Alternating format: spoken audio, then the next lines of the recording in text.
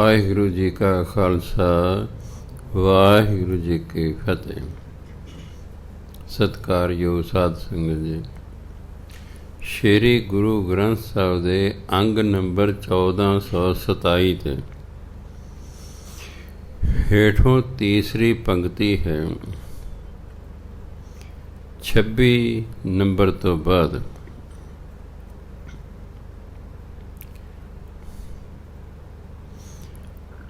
ਜੋ ਸੁਖ ਕੋ ਚਾਹੇं सदा, शरण राम की ले। कहो नानक सुन रे मना, दुर्लभ मानुख दे।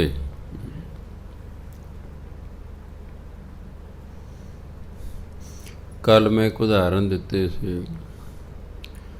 राम जपो जी ऐसे ऐसे, ध्रुव प्रहलाद जप्यो हर जैसे। एक ने पूछा भी बाबा जी उन्होंने किस तरीके नाल नाम जपया,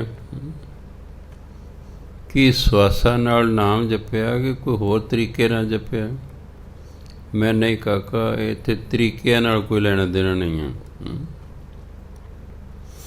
ये तो जोगियां ने तरीके कढ़े हुए ने। वाहे गुरु वाह गुरु वाह गुरु वाह गुरु। सिख ने तो हर वक्त नाम जपना, उठद्या बैठद्या लेटिया काम करद्या। तो जे तुसी सैर कर रहे हो, तुसी कोई विशेष तरीका नहीं अपना सकते। मैं जिहड़ा उन्होंने लिखिया है, नाम जपो जी ऐसे ऐसे, ध्रुव प्रहलाद जप्यो हर जैसे। पंचम पातशाह ने भाव उन्होंने मोह त्याग दिता, डर त्याग दिता। ध्रुव ने घर का मोह त्याग दिता, घर नहीं आए सालां बधी भी चलो मां नूं मिल आवां, बाप नूं मिल आवां, नहीं। उन्होंने लालच भी दिता गया ध्रुव नूं कि तू वापस घर आ जा, तेनों अद्धा राज मिलेगा। उन्हें नहीं स्वीकार किया। जिन्हां नाम जपना हुंदा वो किसे लालच च नहीं आउंदे, वो किसे मोह च नहीं आउंदे। वही लोग नाम जपते हैं, ना वो डरते ने, वो किसी डर च भी नहीं आते। ये नहीं कि डर के नाम जपना हट गए। प्रहलाद है, बाप हरनाक्ष है। बाप कहते सारे देश नूं कहता मेरा नाम जपो, पर भगत प्रहलाद कहता मैं तुहाडा नाम नहीं जपना, मैं तो परमात्मा का नाम जपना। कदे उन्होंने अग सुटदा है, कदे उन्होंने पहाड़ तो सुटदा है, कदे उन्होंने पानी च सुटदा है, पर वो नहीं डरदा। कहते मैं तेरा नाम नहीं जपना, जिसने तैनू पैदा किया मैं तो उसदा नाम जपना। मैं तो परमात्मा का नाम जपना। कहते मैं तेन मार देंगा, कहते मार दे। ध्रुव भगत किसे लालच च नहीं आया, ते प्रहलाद किसे डर च नहीं आया। ध्रुव भगत किसे मोह च नहीं आया, ते प्रहलाद नूं भी किसे नाल मोह नहीं सी, किस दा डर नहीं सी। वो ना उन्होंने मोह च आके नाम छड्या, ना डर के छड्या। आ भाव है भी जिवें उन्होंने नाम जपया इस तरह जपो। किसे मोह च नहीं होना, किसे लालच च नहीं होना, डरना नहीं है, परमात्मा का नाम जपना है। आ भाव है। होर ये नहीं कोई विशेष ढंग कोई है। ਸਿੱਖ ਨੂੰ ਇੰਨਾ ਤਾਂ ਜ਼ਰੂਰ ਗੁਣ ਲੈ, ਸਾਧ ਸਾਧ ਸਿਮਰੋ ਗੋਬਿੰਦ, ਮਨ ਅੰਤਰ ਕੀ ਉਤਰੈ ਚਿੰਦ। ਸਾਧ ਸਾਸ ਤੋਂ ਭਾਵ ਸਵਾਸ ਸਵਾਸ ਭਾਵ ਹਰ ਵਕਤ, ਜਿਵੇਂ ਆਪਣੇ ਸਾਹ ਹਰ ਵਕਤ ਚੱਲਦੇ ਨੇ, ਇਸ ਤਰ੍ਹਾਂ ਸਿੱਖ ਨੇ ਹਰ ਵਕਤ ਪਰਮਾਤਮਾ ਦਾ ਨਾਮ ਜਪਣਾ। ਹਾਂ, ਇੰਨਾ ਜ਼ਰੂਰ ਕਿ ਕਾਲੀ ਨਹੀਂ ਕਰਨੀ। ਹਰ ਕਾ ਬਿਲੋਵ ਨਾ ਬਿਲੋਵੋ ਮੇਰੇ ਭਾਈ, ਐਸੇ ਕਹਿੰਦੀ ਇਸ ਤਰ੍ਹਾਂ ਜੈਸੇ ਤਤ ਨਾ ਜਾਈ, ਇਸ ਤਰ੍ਹਾਂ ਰਿੜਕਣਾ। ਬਿਲੋਵ ਨਾ ਹੁੰਦਾ ਰਿੜਕਣਾ। ਜਿਵੇਂ ਦਹੀਂ ਰਿੜਕਦੇ ਹਾਂ ਆਪਾਂ, ਛੋਟਿਆਂ ਦੇ ਮੈਂ ਰਿੜਕਦਾ ਸੀ, ਉਹ ਸਾਨੂੰ ਕਾਲੀ ਦੇ ਵੀ ਸਕੂਲ ਜਾਣਾ, ਦਹੀਂ ਕਾਫੀ ਹੁੰਦਾ ਸੀ, ਚਾਟੀ ਭਰੀ ਹੁੰਦੀ ਸੀ, ਉਹ ਜ਼ੋਰ ਜ਼ੋਰ ਦੀ ਮਧਾਣੀ ਫੇਰਨੀ। ਬੇਬੇ ਨੇ ਕਹਿਣਾ, ਪੁੱਤ ਇੱਕ ਤੇ ਬਾਹਰ ਡੁੱਲੇਗਾ, ਤੇਰੇ ਉੱਤੇ ਪੈ ਕੇ ਛਿੱਟਾਂ। ਦੂਜਾ, ਜੇ ਤੂੰ ਜ਼ੋਰ ਜ਼ੋਰ ਦੀ ਮਧਾਣੀ ਛੇਤੀ ਛੇਤੀ ਫੇਰੇਂਗਾ ਨਾ, ਇਹ ਦਹੀਂ ਗਰਮ ਹੋ ਜਾਏਗਾ, ਇਸ 'ਤੇ ਮੱਖਣ ਕੋਈ ਨਹੀਂ ਆਉਣਾ, ਇਹਨੂੰ ਹੌਲੀ ਹੌਲੀ ਰਿੜਕ। ਐਂ ਸਿੱਖ ਨੇ ਨੂੰ ਹੁਕਮ ਹੈ, ਹਰ ਕਾ ਬਿਲੋਵ ਨਾ ਬਿਲੋਵੋ ਮੇਰੇ ਭਾਈ। ਇਸ ਤਰ੍ਹਾਂ ਬਿਲੋਵੋ ਤਤ ਨਾ ਜਾਈ, ਜਿਵੇਂ ਮੱਖਣ ਹੈ। ਜੇ ਆਪਾਂ ਤੇਜ਼ ਤੇ ਰਿੜਕਾ, ਮੱਖਣ ਨਹੀਂ ਆਏਗਾ। ਸਹਿਜ ਸੁਭਾਅ, ਸਿੱਖ ਨੇ ਸਹਿਜ ਸੁਭਾਅ ਪਰਮਾਤਮਾ ਦਾ ਨਾਮ ਜਪਣਾ, ਕੋਈ ਕਾਹਲੀ ਨਹੀਂ ਕਰਨੀ। ਅਸੀਂ ਜਿਵੇਂ ਮਜ਼ਦੂਰ ਤੁਸੀਂ ਦੇਖੋ, ਉਹ ਇੱਕੋ ਸਪੀਡ ਨਾਲ 8 ਘੰਟੇ ਕੰਮ ਕਰਦੇ ਰਹਿੰਦੇ ਨੇ। ਜੋ ਕਾਹਲੀ ਕਾਹਲੀ ਕਰਨ, ਘੰਟੇ 'ਚ ਥੱਕ ਜਾਣਗੇ ਤਾਂ। ਅਤੇ ਮਾਲਕ ਹੈ, ਕੀ ਗੱਲ ਵੀ ਹੁਣ ਤੂੰ ਕੰਮ ਨਹੀਂ ਕਰਦਾ, ਬੈਠੇ। ਤੁਸੀਂ ਕਦੇ ਵੀ ਮਜ਼ਦੂਰ ਨੂੰ ਨੋਟ ਕਰਿਓ, ਮਾਲਕ ਭਾਵੇਂ ਕਹੀ ਜਾਏ ਛੇਤੀ ਕਰੋ ਛੇਤੀ ਕਰੋ, ਉਹ ਆਪਣੀ ਸਪੀਡ ਨਾਲ ਕੰਮ ਕਰਦੇ ਰਹਿੰਦੇ ਨੇ। ਕਿਉਂ? ਉਹਨਾਂ ਨੇ 8 ਘੰਟੇ ਕੰਮ ਕਰਨਾ। ਜਦੋਂ ਅਸੀਂ ਵੀ ਬਹੁਤ ਸਮਾਂ ਸਿਮਰਨ ਕਰਨਾ, ਫਿਰ ਅਸੀਂ ਕਾਹਲੀ ਕਾਹਲੀ ਨਹੀਂ ਕਰਦੇ, ਥੱਕ ਜਾਵਾਂਗੇ। ਅਸੀਂ ਸਹਿਜ ਸੁਭਾਅ ਵਾਹਿਗੁਰੂ ਵਾਹਿਗੁਰੂ ਵਾਹਿਗੁਰੂ ਕਰਦੇ ਰਹਿਣਾ। ਬਾਣੀ ਦੇ ਵਿੱਚ ਸੁਣਨ ਦੀ ਮਹਾਨਤਾ ਦਿੱਤੀ ਗਈ ਹੈ। ਤੁਸੀਂ ਬਾਣੀ ਪੜ੍ਹੋ, ਜੋ ਪੜ੍ਹ ਰਹੇ ਹੋ ਉਹਨੂੰ ਕੰਨ ਨਾਲ ਸੁਣੋ। ਸਿਮਰਨ ਕਰ ਰਹੇ ਹੋ, ਸਿਮਰਨ ਨੂੰ ਕੰਨਾਂ ਨਾਲ ਸੁਣੋ। ਸੁਣਨ ਦੀ ਬਹੁਤ ਜ਼ਿਆਦਾ ਮਹਾਨਤਾ ਹੈ। ਗੁਰੂ ਨੇ ਕਿਹਾ, ਸੁਣੇ ਸ਼ਰਾ ਗੁਣਾ ਕੇ ਗਾ, ਸੁਣੇ ਸ਼ੇਖ ਪੀਰ ਪਾਤਸ਼ਾਹ। ਸੁਣਨ ਨਾਲ ਹੀ, ਸ਼ਰਾ ਹੁੰਦਾ ਧਰਮ, ਮੁਸਲਮਾਨ ਸ਼ਰਾ ਧਰਮ। ਸੁਣੇ ਸ਼ਰਾ ਗੁਣਾ ਕੇ ਗਾ, ਧਰਮ ਦੇ ਗੁਣਾਂ ਦਾ ਮਨੁੱਖ ਜਾਣੂ ਹੋ ਜਾਂਦਾ ਹੈ ਸਿਰਫ ਸੁਣਨ ਨਾਲ। ਸੁਣੇ ਸ਼ੇਖ, ਮੁਸਲਮਾਨਾਂ ਦੇ ਵਿੱਚ ਜਿਹੜੇ ਧਾਰਮਿਕ ਵਿਦਵਾਨ ਲੋਕ ਹੁੰਦੇ ਉਹਨਾਂ ਨੂੰ ਸ਼ੇਖ ਕਹਿੰਦੇ ਨੇ। ਸੁਣੇ ਸ਼ੇਖ ਪੀਰ, ਇਹ ਪੀਰ ਹੁੰਦੇ ਨੇ ਜਿਹੜੇ ਧਾਰਮਿਕ ਬੰਦੇ ਉਹਨਾਂ 'ਚ ਹੁੰਦੇ ਨੇ। ਪਾਤਸ਼ਾਹ, ਬਾਦਸ਼ਾਹ। ਸਿਰਫ ਸੁਣਨ ਨਾਲ ਦੇ ਨਾਲ ਹੀ ਮਨੁੱਖ ਇੰਨੀ ਤਰੱਕੀ ਕਰ ਜਾਂਦਾ ਹੈ, ਇੰਨੀ ਉੱਚੀ ਅਵਸਥਾ 'ਤੇ ਪਹੁੰਚ ਜਾਂਦਾ ਹੈ। ਮੰਨਣ ਨਾਲ ਤਾਂ ਫਿਰ ਬ੍ਰਹਮ ਗਿਆਨੀ ਹੋ ਜਾਂਦਾ ਹੈ। ਬਾਣੀ ਪੜ੍ਹਨ ਨਾਲ ਹੀ ਇੰਨਾ ਫਲ ਮਿਲਦਾ ਹੈ। ਜੇ ਕਿਤੇ ਬਾਣੀ ਮੰਨ ਲਈ ਜਾਵੇ ਤਾਂ ਬੰਦਾ ਬ੍ਰਹਮ ਗਿਆਨੀ ਹੋ ਜਾਂਦਾ ਹੈ। ਇਸ ਲਈ ਉਹ ਜਿਹੜੀ ਉਦਾਹਰਨ ਪੰਚਮ ਪਾਤਸ਼ਾਹ ਨੇ ਦਿੱਤੀ ਹੈ, ਉਹ ਤਾਂ ਇਸ ਲਈ ਦਿੱਤੀ ਹੈ ਕਿ ਸਿਮਰਨ ਕਰਨਾ ਹੀ ਕਰਨਾ ਹੈ, ਕਿਸੇ ਲਾਲਚ ਚਾਹ ਕੇ ਨਹੀਂ ਛੱਡਣਾ, ਕਿਸੇ ਡਰ ਚਾਹ ਕੇ ਨਹੀਂ ਛੱਡਣਾ। ਸਿਮਰਨ ਕਰਨਾ ਹੀ ਕਰਨਾ ਬਸ। ਆਹ ਸਮਝਾਇਆ ਉਸ ਦੇ ਵਿੱਚ। ਹੁਣ ਨੌਵੇਂ ਪਾਤਸ਼ਾਹ ਕਹਿੰਦੇ, ਜੋ ਸੁਖ ਕੋ ਚਾਹੇ ਸਦਾ, ਸ਼ਰਨ ਰਾਮ ਕੀ ਲੈ। ਕਹੋ ਨਾਨਕ ਸੁਨ ਰੇ ਮਨਾ, ਦੁਰਲਭ ਮਾਨੁਖ ਦੇ। ਹੁਣ ਚਾਹੇ ਨੂੰ ਆਪਾਂ ਚਾਹੇ ਕਿਉਂ ਪੜ੍ਹਿਆ? ਚਾਹੇ ਦਾ ਮਤਲਬ ਹੁੰਦਾ ਚਾਹੁੰਦਾ ਹੈ। ਚਾਹੇ ਚਾਹੁੰਦਾ ਹੈ, ਕਿਉਂਕਿ ਮਨ ਨੂੰ ਕਿਹਾ ਰੇ ਮਨਾ, ਜਦੋਂ ਕਿਸੇ ਨਾਲ ਗੱਲ ਕੀਤੀ ਜਾ ਰਹੀ ਹੋਵੇ ਉਦੋਂ ਬਿੰਦੀ ਲੱਗਦੀ ਹੈ, ਜਿਵੇਂ ਤੂੰ ਕਿੱਥੇ ਜਾ ਰਿਹਾ ਹੈ, ਆਪੇ ਕਹਾਂਗੇ, ਆਪੇ ਨਹੀਂ ਕਿ ਤੂੰ ਕਿੱਥੇ ਜਾ ਰਿਹਾ ਹੈ, ਐ ਨਹੀਂ ਕਹਾਂਗੇ, ਤੂੰ ਕਿੱਥੇ ਜਾ ਰਿਹਾ ਹੈ, ਤੂੰ ਕੀ ਬੋਲ ਰਿਹਾ ਹੈ, ਤੂੰ ਕੀ ਲਿਖ ਰਿਹਾ ਹੈ, ਇਸ ਤਰ੍ਹਾਂ ਕਹਾਂਗੇ।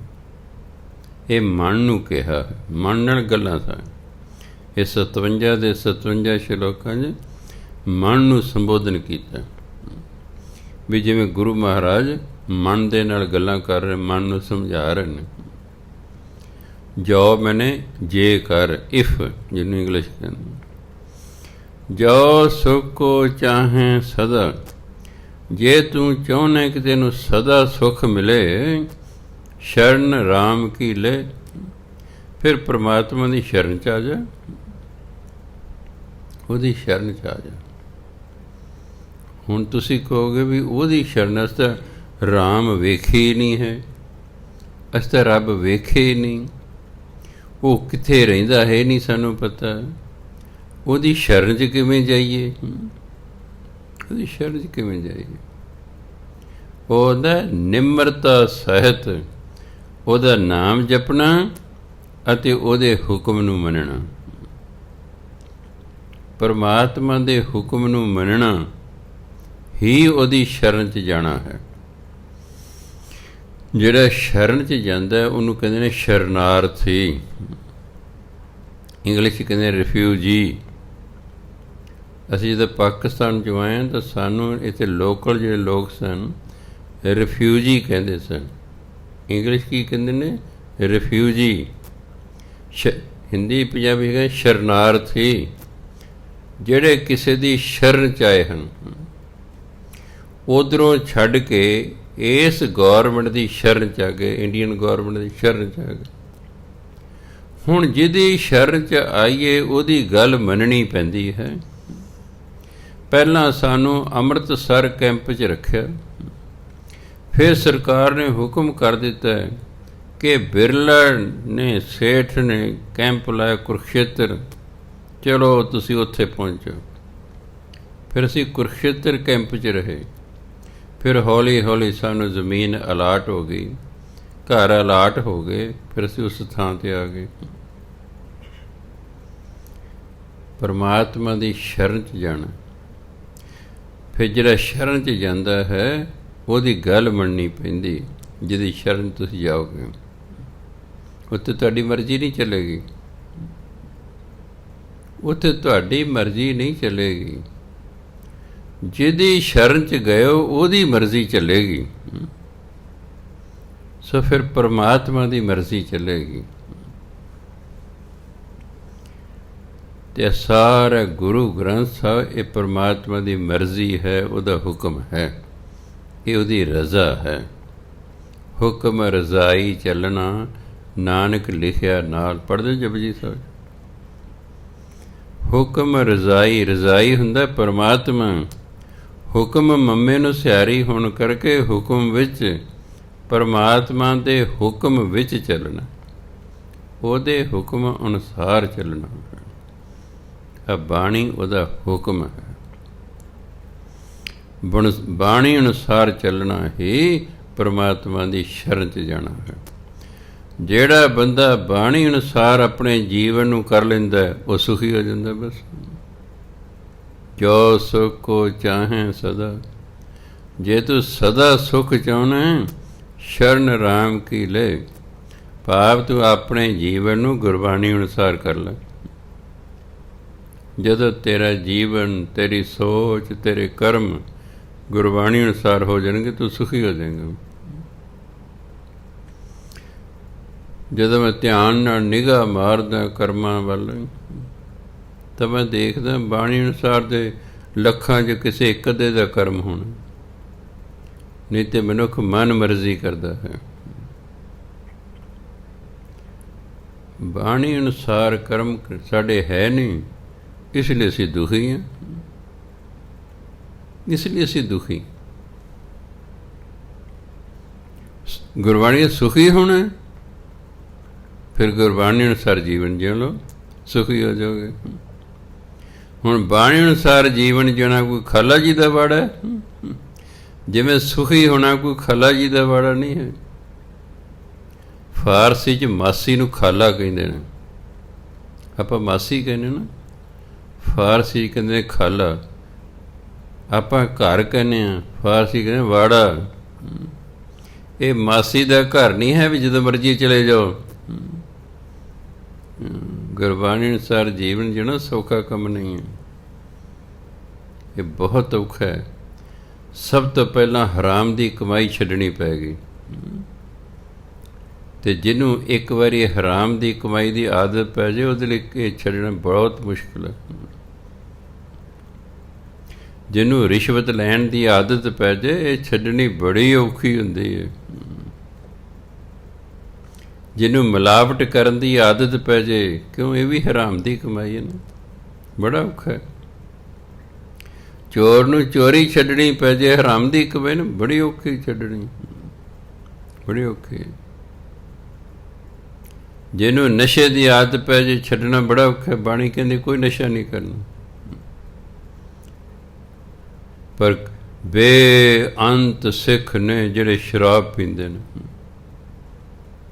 ਬੇਅੰਤ। ਘਰ ਵਾਲੇ ਮੇਰੇ ਤੋਂ ਅਰਦਾਸਾਂ ਕਰਦੇ, ਮੇਰਾ ਘਰ ਵਾਲਾ ਸ਼ਰਾਬ ਪੀ ਕੇ ਮੈਨੂੰ ਗਾਲਾਂ ਕੱਢਦਾ, ਬਤਬਾ ਬੋਲਦਾ ਜੀ, ਇਹ ਸ਼ਰਾਬੀ ਨੂੰ ਹਟ ਜੇ। ਮੈਂ ਤੂੰ ਸ਼ਰਾਬੀ ਨੇ ਵਿਆਹ ਕਿਉਂ ਕਰਾਇਆ? ਇਹ ਸ਼ਰਾਬੀ ਨੇ ਤੂੰ ਵਿਆਹ ਕਿਉਂ ਕਰਾਇਆ? ਜੀ ਪਤਾ ਨਹੀਂ ਸੀ। ਮੈਂ ਆਂਢੀ ਗੁਆਂਢੀ ਤੋਂ ਪੁੱਛ ਲਈਦਾ, ਆਂਢੀ ਗੁਆਂਢੀ ਦੱਸ ਦਿੰਦੇ ਨੇ ਫਲਾਣੇ ਦਾ ਮੁੰਡਾ ਇਹੋ ਜਿਹਾ ਜੀ। ਪਰ ਚਲੋ ਹੁਣ ਪੀਂਦਾ, ਪਾੜ ਦੇ ਦਿੰਦੇ ਹਾਂ, ਛੱਡ ਜਾਏਗਾ। ਕਿ ਨਹੀਂ ਛੱਡ ਗਏ ਨੇ, ਔਖਾ ਹੈ।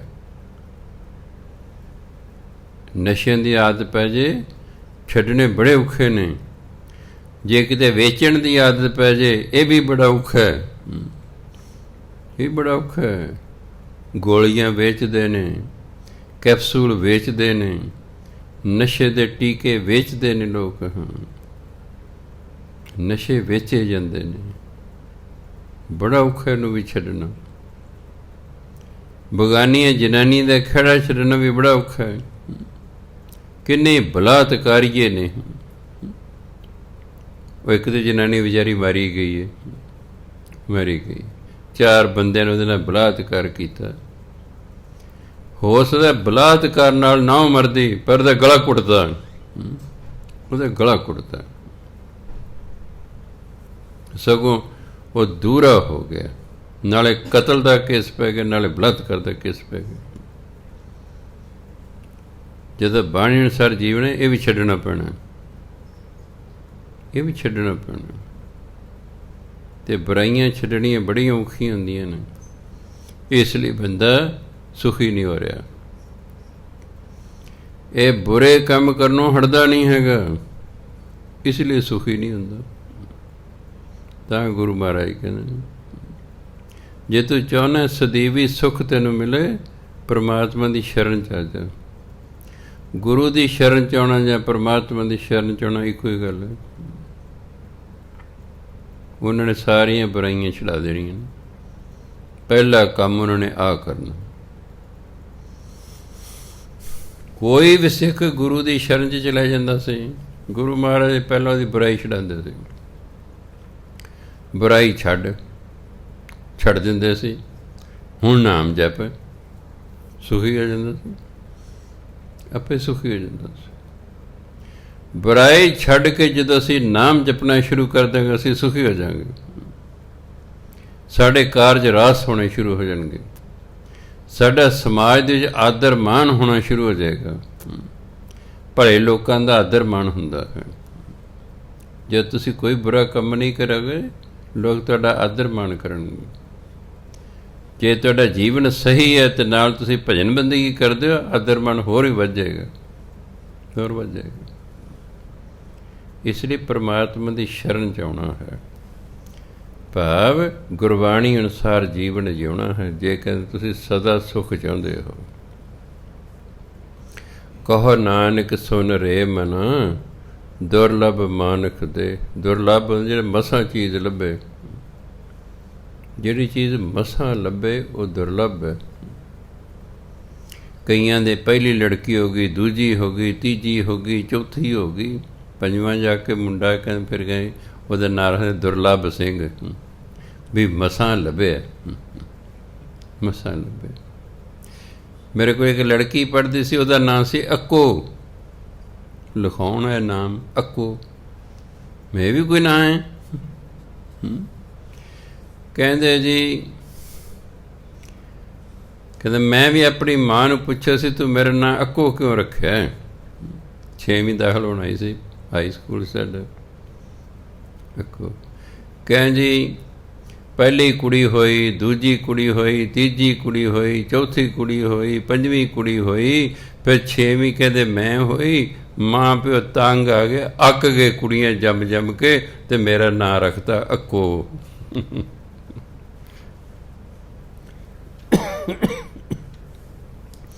ਇੰਨੀਆਂ ਕਿਉਂ ਜੰਮੀਆਂ ਵੀ ਮੁੰਡਾ ਹੋਵੇ?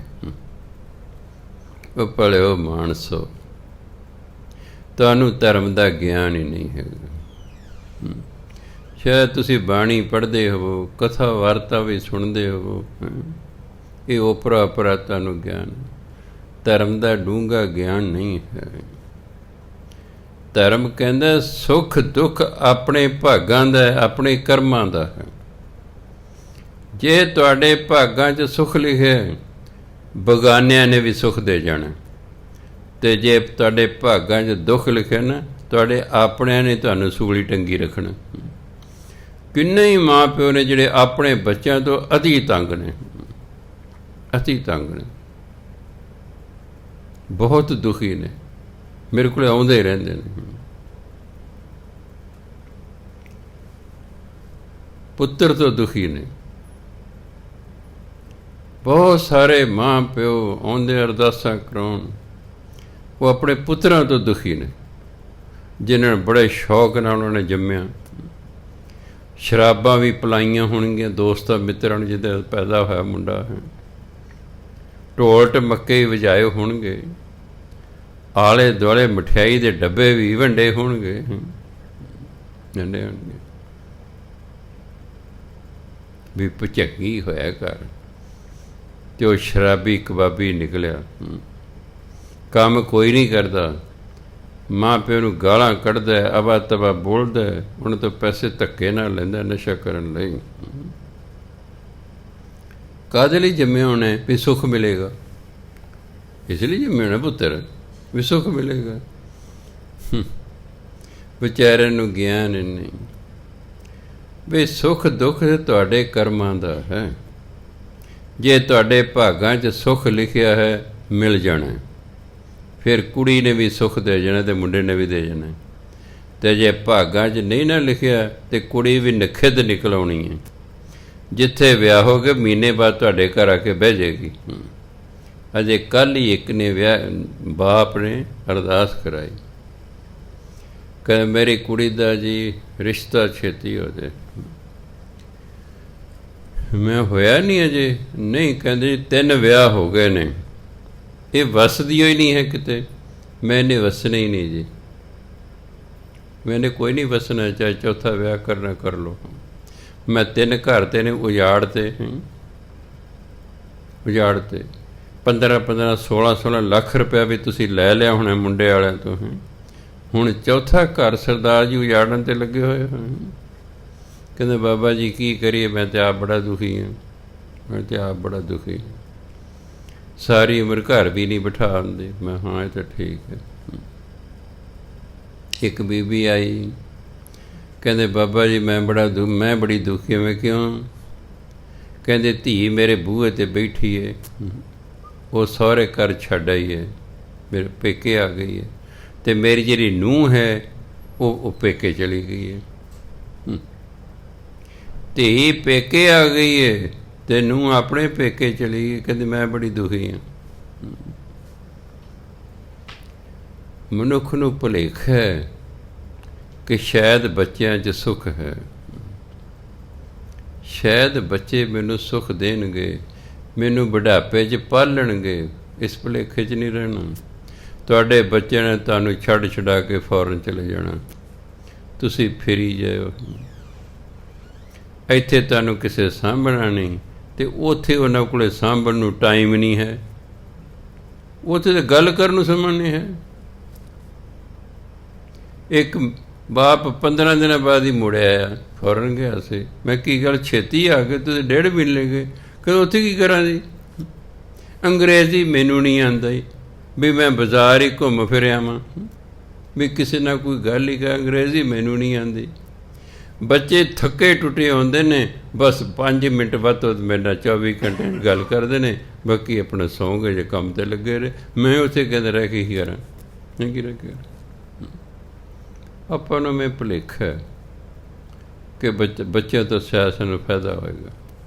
ਜੇ ਤੁਹਾਡੇ ਭਾਗਾਂ 'ਚ ਸੁੱਖ ਲਿਖਿਆ, ਜ਼ਰੂਰ ਤੁਹਾਨੂੰ ਬੱਚਿਆਂ ਤੋਂ ਸੁੱਖ ਮਿਲੇਗਾ। ਜੇ ਤੁਸੀਂ ਲਿਖਾ ਕੇ ਦੁੱਖ ਆਇਓ, ਤਾਂ ਫਿਰ ਜਿੰਨੇ ਮਰਜ਼ੀ ਪਾਪੜ ਵੇਖ ਲਓ, ਉਹਨਾਂ ਨੇ ਹੀ ਤੁਹਾਨੂੰ ਸੂਲੀ ਟੰਗੀ ਰੱਖਣਾ ਹੈ। ਇਸ ਲਈ ਇਹ ਮਤ ਸੋਚੋ ਮੈਨੂੰ ਬੱਚਿਆਂ ਤੋਂ ਸੁੱਖ ਮਿਲੇਗਾ। ਗੁਰੂ ਮਹਾਰਾਜ ਤੱਤ ਕੱਢਿਆ, ਨਹੀਂ ਤਾਂ ਕਹਿ ਨਾ ਦਿੰਦੇ ਤੈਨੂੰ ਪੁੱਤਰ ਤੋਂ ਸੁੱਖ ਮਿਲੇਗਾ, ਤੂੰ ਪੁੱਤਰ ਜੰਮ ਲੈ।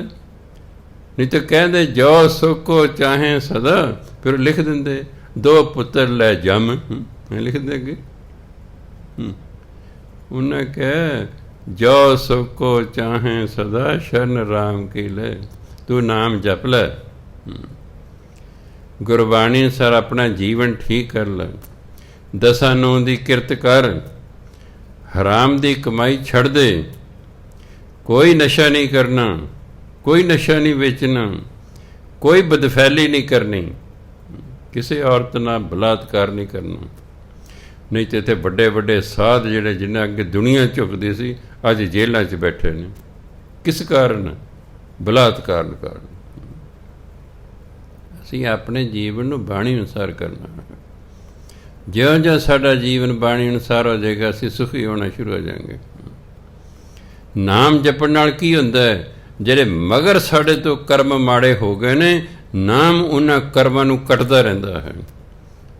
ਮਾੜੇ ਕਰਮਾਂ ਕਾਰਨ ਜ਼ਿੰਦਗੀ ਦੁੱਖ ਆਉਂਦੇ ਨੇ, ਜਦੋਂ ਕਰਮ ਹੀ ਕੱਟ ਗਏ, ਦੁੱਖ ਆਪੇ ਸਮਾਪਤ ਹੋ ਜਾਏਗਾ, ਸੁੱਖ ਦੀ ਪ੍ਰਾਪਤੀ ਹੋ ਜਾਏਗੀ। ਇਸ ਲਈ ਜਿੱਥੇ ਅਸੀਂ ਸ਼ੁਭ ਕਰਮ ਕਰਨੇ ਨੇ, ਉੱਥੇ ਨਾਮ ਵੀ ਜਪਣਾ, ਬਾਣੀ ਵੀ ਪੜ੍ਹਨੀ। ਕਹੋ ਨਾਨਕ ਸੁਣ ਰੇ ਮਨਾ, ਦੁਰਲਭ ਮਾਨੁਖ ਦੇ। ਇਹ ਮਨੁੱਖਾ ਦੇਹੀ ਬੜੀ ਦੁਰਲਭ ਹੈ, ਇਹ ਮੁੜ ਕੇ ਛੇਤੀ ਛੇਤੀ ਨਹੀਂ ਮਿਲਣੀ। ਇਹ ਦੁਰਲਭ ਹੈ, ਇਹ ਮਸਾਂ ਮਿਲੀ ਹੈ। ਜਿਨ੍ਹਾਂ ਨੇ ਸਾਇੰਸ ਪੜ੍ਹੀ ਹੈ, ਉਹਨਾਂ ਨੂੰ ਗਿਆਨ ਹੈ। ਜਿਸ ਮਾਦੇ ਤੋਂ, ਜਿਹਨੂੰ ਇੰਗਲਿਸ਼ ਮੈਟਰ ਕਹਿੰਦੇ ਨੇ, ਜਿਸ ਮੈਟਰ ਤੋਂ, ਜਿਸ ਮਾਦੇ ਤੋਂ ਇਹ ਸਾਰਾ ਸੰਸਾਰ ਬਣਿਆ ਨਾ, ਕਹਿੰਦੇ ਉਹ ਮਾਦਾ ਪਹਿਲਾਂ ਕੰਡੈਂਸਡ ਰੂਪ ਸੀ, ਸੰਘਣੇ ਰੂਪ 'ਚ ਸੀ ਉਹ। ਕਦੇ ਕਿਸੇ ਨੇ ਪਿਗ ਆਇਰਨ ਵੇਖਿਆ ਹੋਵੇ, ਜਿਹਨੂੰ ਕੱਚਾ ਲੋਹਾ ਕਹਿੰਦੇ ਨੇ, ਜਿਹੜਾ ਦੱਖਣੀ ਭਾਰਤ ਵੱਲੋਂ ਆਉਂਦਾ ਟਰੱਕਾਂ 'ਚ, ਤੁਹਾਨੂੰ ਐਂ ਲੱਗੂ ਇਹ ਕਿਲੋ ਕੁਦਾ, ਜੋ ਚੱਕੋਗੇ ਉਹ ਤੁਹਾਨੂੰ ਤਾਂ ਲੱਗੇ ਤਾਂ 20 ਕਿਲੋ ਭਰ ਹੈ। ਫਿਰ ਉਹਨੂੰ ਭੱਠੀਆਂ ਦੇ ਵਿੱਚ ਪਾਣੀ ਬਣਾ ਲੈਂਦੇ, ਇੰਨਾ ਗਰਮ ਕਰਦੇ ਨੇ, ਪਾਣੀ ਵਰਗਾ ਉਸ ਲੋਹੇ ਨੂੰ ਕਰ ਲੈਂਦੇ। ਫਿਰ ਉਸ ਤੋਂ ਸਰੀਏ ਬਣਾ, ਗਾਡਰ ਬਣਾ, ਜੋ ਮਰਜ਼ੀ ਹੈ, ਫਿਰ ਉਸ ਤੋਂ ਬਣਾਉਂਦੇ ਨੇ ਸਾਂਝੇ। ਇਸ ਲਈ ਗੁਰੂ ਮਹਾਰਾਜ ਕਹਿੰਦੇ ਇਹ ਮਨੁੱਖਾ ਜੀਵਨ ਹੈ, ਇਹ ਦੁਰਲਭ ਹੈ। ਉਹ ਇਸ ਲਈ ਹੈ ਕਿ ਅੱਜ ਤੋਂ ਕਰੋੜਾਂ ਸਾਲ ਪਹਿਲਾਂ ਸਾਇੰਸ ਕਹਿੰਦੀ ਆਕਾਸ਼ ਦੇ ਵਿੱਚ ਧਮਾਕਾ ਹੋਇਆ, ਜਿਹਨੂੰ ਇੰਗਲਿਸ਼ ਵਾਲਿਆਂ ਨੇ ਬਿਗ ਬੈਂਗ ਸ਼ਬਦ ਦਿੱਤਾ। ਬਿਗ ਬੈਂਗ ਇੰਨੇ ਜ਼ੋਰ ਦੀ ਧਮਾਕਾ ਹੋਇਆ ਕਿ ਜਿਹੜਾ ਮੈਟਰ ਮਾਦਾ ਸੀ, ਜਿਸ ਤੋਂ ਇਹ ਸੰਸਾਰ ਸਾਰਾ ਬਣਿਆ ਹੈ, ਉਹ ਖਿੰਡ ਗਿਆ। ਉਹ ਸਥੂਲ ਸੀ, ਉਹ ਧਮਾਕਾ ਹੋਣ ਤੋਂ ਬਾਅਦ ਉਹ ਗੈਸ ਬਣ ਗਿਆ। ਧਰਮ ਵੀ ਇਹੀ ਕਹਿੰਦਾ, ਅਰਬਦ ਨਰਬਦ ਧੁੰਦੂ ਕਾਰਾ। ਕਰੋੜਾਂ ਸਾਲਾਂ ਤੱਕ ਧੁੰਦ ਭਾਵ ਗੈਸ ਹੀ ਗੈਸ ਰਹੀ। ਸਾਚੇ ਤੇ ਪਵਨਾ ਪਿਆ। ਇਹ ਜਿਹੜੀ ਗੈਸ ਹੈ ਪਰਮਾਤਮਾ ਨੇ ਤੋਂ ਪੈਦਾ ਹੋਈ। ਸਾਇੰਸ ਕਹਿੰਦੀ ਉਸ ਮਾਦੇ ਤੋਂ ਹੋਈ। ਗੈਸ ਬਣੀ, ਬੜਾ ਸਮਾਂ ਗੈਸ ਰਹੀ, ਧੁੰਦੂਕਾਰ ਰਿਹਾ। ਫਿਰ ਆਕਸੀਜਨ ਅਤੇ ਹਾਈਡਰੋਜਨ ਆਪਸ 'ਚ ਮਿਲੀਆਂ, ਉਹਨਾਂ ਤੋਂ ਫਿਰ ਪਾਣੀ ਬਣਿਆ।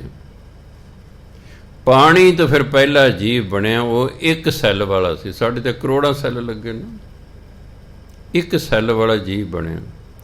ਫਿਰ ਤਰੱਕੀ ਹੁੰਦੀ ਗਈ, ਹੁੰਦੀ ਗਈ, ਹੁੰਦੀ ਗਈ, ਹੁੰਦੀ ਗਈ। ਕਰੋੜਾਂ ਸਾਲਾਂ ਦੇ ਵਿੱਚ ਜਾ ਕੇ ਬਨ ਮਾਨਸ ਬਣਿਆ, ਜਿਹੜਾ ਲੱਤਾਂ ਤੇ ਹੱਥਾਂ ਦੋਨਾਂ ਨੂੰ ਧਰਤੀ 'ਤੇ ਲਾ ਕੇ ਤੁਰਿਆ ਕਰਦਾ ਸੀ। ਬਨ ਮਾਨਸ ਬਣਿਆ, ਜੰਗਲ 'ਚ ਰਹਿਣ ਵਾਲਾ ਮਨੁੱਖ। ਫਿਰ ਲੱਖਾਂ ਸਾਲਾਂ ਦੇ ਵਿੱਚ ਉਹ ਅੱਜ ਦਾ ਮਨੁੱਖ ਬਣਿਆ। ਇਸ ਲਈ ਇਹ ਮਨੁੱਖਾ ਜੀਵਨ ਛੇਤੀ ਨਹੀਂ ਮਿਲਿਆ, ਇਹ ਤਾਂ ਕਰੋੜਾਂ ਅਰਬਾਂ ਸਾਲਾਂ ਬਾਅਦ ਪ੍ਰਾਪਤ ਹੋਇਆ। ਅਤੇ ਧਰਮ ਵੀ ਇਹੀ ਕਹਿੰਦਾ, 83,99,999 ਜੂਨੀਆਂ 'ਚ ਸਾਡੀ ਆਤਮਾ ਲੰਘਦੀ ਲੰਘਦੀ ਅਖੀਰ ਨੂੰ ਇਹਨੇ ਮਨੁੱਖਾ ਸਰੀਰ ਧਾਰਨ ਕੀਤਾ।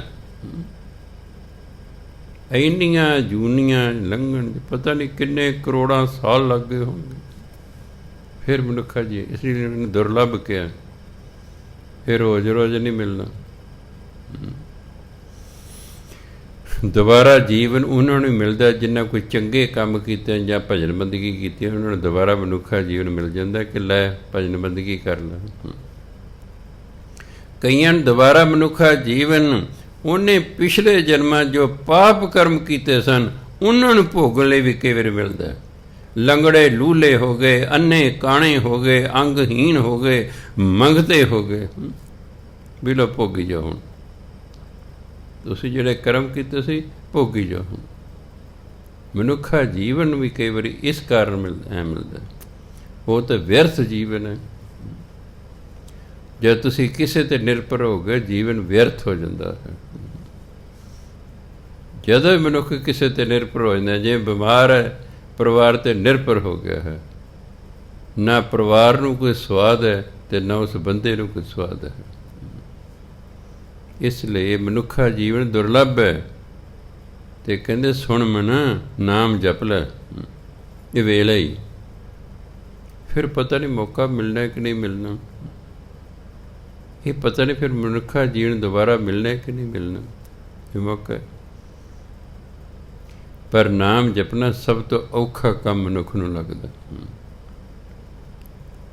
ਗੁਰੂ ਮਹਾਰਾਜ ਨੇ ਆਪ ਇਸ ਗੱਲ ਨੂੰ ਸਵੀਕਾਰ ਕੀਤਾ, ਆਖਣ ਔਖਾ ਸੱਚਾ ਨਾਮ। ਨਾਮ ਜਪਣਾ ਵਾਕਈ ਔਖਾ, ਸਾਰੇ ਕੰਮਾਂ 'ਚ ਸਭ ਤੋਂ ਔਖਾ ਕੰਮ ਹੈ ਨਾਮ ਜਪਣਾ। ਹਾਲਾਂਕਿ ਵਾਹਿਗੁਰੂ ਵਾਹਿਗੁਰੂ ਕਰਨਾ ਕੀ ਔਖਾ ਹੈ? ਜੇ ਬੰਦੇ ਨੂੰ ਪੁੱਛੇ ਵੀ ਵਾਹਿਗੁਰੂ ਵਾਹਿਗੁਰੂ ਕਰਨਾ ਕੀ ਔਖਾ ਹੈ, ਪਰ ਜਦੋਂ ਇਹ ਕਰਦਾ ਹੈ ਨਾ, ਜਿਵੇਂ ਆਪਾਂ ਨੂੰ ਕੋਈ ਸਬਜ਼ੀ ਬਕ-ਬਕੀ ਦੇ ਦੇ ਖਾਣ ਨੂੰ ਅਤੇ ਜੀਅ ਨਹੀਂ ਕਰਦਾ, ਲੂਣ ਘੱਟ ਹੋਵੇ ਸਵਾਦ ਲੱਗਦਾ ਵੀ ਤਾਂ ਬਕ-ਬਕੀ ਹੈ। ਜਦੋਂ ਬੰਦਾ ਨਾਮ ਜਪਦਾ ਬਾਣੀ, ਇਹਨੂੰ ਪਹਿਲਾਂ ਬਕ-ਬਕੀ ਲੱਗਦੀ ਹੈ, ਇਹ ਸਵਾਦ ਨਹੀਂ ਆਉਂਦਾ, ਛੱਡ ਜਾਂਦਾ। ਉਹ ਬਾਬਾ ਜੀ ਪਾਠ ਕਰਦੇ ਹਾਂ, ਧਿਆਨ ਤਾਂ ਲੱਗਦਾ ਨਹੀਂ, ਕਦੇ ਕਿਤੇ ਕਦੇ ਕਿਤੇ ਕਦੇ ਕਿਤੇ ਧਿਆਨ ਹੈ। ਇੰਨੇ ਚਿਰ ਜਪਜੀ ਸਾਹਿਬ ਪੂਰਾ ਹੋ ਜਾਂਦਾ। ਮੈਂ ਸ਼ੁਰੂ ਭਰਾਵਾ ਇਸ ਤਰ੍ਹਾਂ ਹੀ ਹੁੰਦਾ, ਔਖਾ ਸੌਖਾ ਲੱਗਾ ਰਹਿ। ਮੈਂ ਪਤਾ ਕੀ ਹੁੰਦਾ, ਪਹਿਲਾਂ ਸੰਗਤ ਜਾ ਕੇ ਨਾਮ ਜਪੀ, ਸੰਗਤ ਕਰੀ ਦੀ। ਮੈਂ ਜੇ ਛੋਟੇ ਹੁੰਦੇ ਸੀ ਨਾ, ਵੈੜਕਾ ਹੁੰਦਾ ਸੀ, ਉਹ ਫਿਰ ਬਲਦ ਬਣ ਜਾਂਦੇ ਸੀ ਹੌਲੀ ਹੌਲੀ, ਬੱਚਾ ਜਿਹਨੂੰ ਕਹਿੰਦੇ। ਹੁਣ ਉਹਨੂੰ ਹਲੀ ਜੂਣਾ, ਔਰ ਜਦੋਂ ਉਹਨੂੰ ਪੰਜਾਲੀ ਪਾਉਣੀ, ਉਹਨੇ ਕਦੇ ਖੱਬੇ ਪਾਸੇ ਧੱਕਾ ਮਾਰ ਵੀ ਕਿਤੇ ਅਰਲੀ ਟੁੱਟ ਜੇ ਕਿਸੇ ਤਰ੍ਹਾਂ, ਕਦੇ ਅੱਗੇ ਕਦੇ ਪਿੱਛੇ, ਵੀ ਕਿਸੇ ਤਰ੍ਹਾਂ ਹੀ ਗਲੋਂ ਲੈ ਜੇ। ਫਿਰ ਕੀ ਹੁੰਦਾ ਸੀ, ਇੱਕ ਟ੍ਰੇਨਡ ਬਲਦ ਉਹਦੇ ਨਾਲ ਹੁੰਦਾ ਸੀ, ਪੰਜਾਲੀ ਪਾਈ ਹੋਈ ਹੈ। ਇੱਕ ਪੁਰਾਣਾ ਬਲਦ ਹੁੰਦਾ ਸੀ, ਇੱਕ ਉਹ ਨਵਾਂ ਵੈੜਕਾ ਹੁੰਦਾ ਸੀ। ਉਹ ਪੁਰਾਣੇ ਦੀ ਫਿਰ ਨਕਲ ਕਰ ਕਰਕੇ ਹੌਲੀ ਹੌਲੀ ਹੌਲੀ ਹੌਲੀ ਉਹ ਠੀਕ ਹੋ ਜਾਂਦਾ ਸੀ, ਅਤੇ ਫਿਰ ਠੀਕ ਚੱਲਦਾ ਸੀ। ਫਿਰ ਜਿਹੜਾ ਛੜੀਆਂ ਨਹੀਂ ਸੀ ਮਾਰਦਾ, ਨੱਚਦਾ ਟੱਪਦਾ ਨਹੀਂ ਸੀ, ਫਿਰ ਠੀਕ ਸੀ।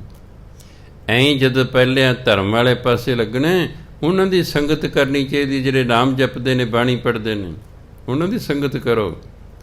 ਹੌਲੀ ਹੌਲੀ ਮਨ ਜਿਹੜਾ ਹੈ ਉਹਨਾਂ ਨੂੰ ਵੇਖ ਵੇਖ ਵੇਖ ਕੇ ਤੁਹਾਡਾ ਮਨ ਵੀ ਹੌਲੀ ਹੌਲੀ ਇਸ ਪਾਸੇ ਨੂੰ ਲੱਗ ਜਾਏਗਾ, ਇਸ ਪਾਸੇ ਲੱਗ ਜਾਏਗਾ। ਸ਼ੁਰੂ 'ਚ ਇਸ ਤਰ੍ਹਾਂ ਹੀ ਕਰਨਾ ਪੈਂਦਾ, ਹੌਸਲਾ ਨਹੀਂ ਛੱਡਣਾ ਵੀ ਮਨ ਨਹੀਂ ਲੱਗਦਾ ਹੈ। ਨਹੀਂ ਲੱਗਿਆ ਕਰਦਾ ਮਨ ਪਹਿਲਾਂ, ਕਿ ਉਹਨੂੰ ਆਦਤ ਹੀ ਨਹੀਂ ਹੈਗੀ,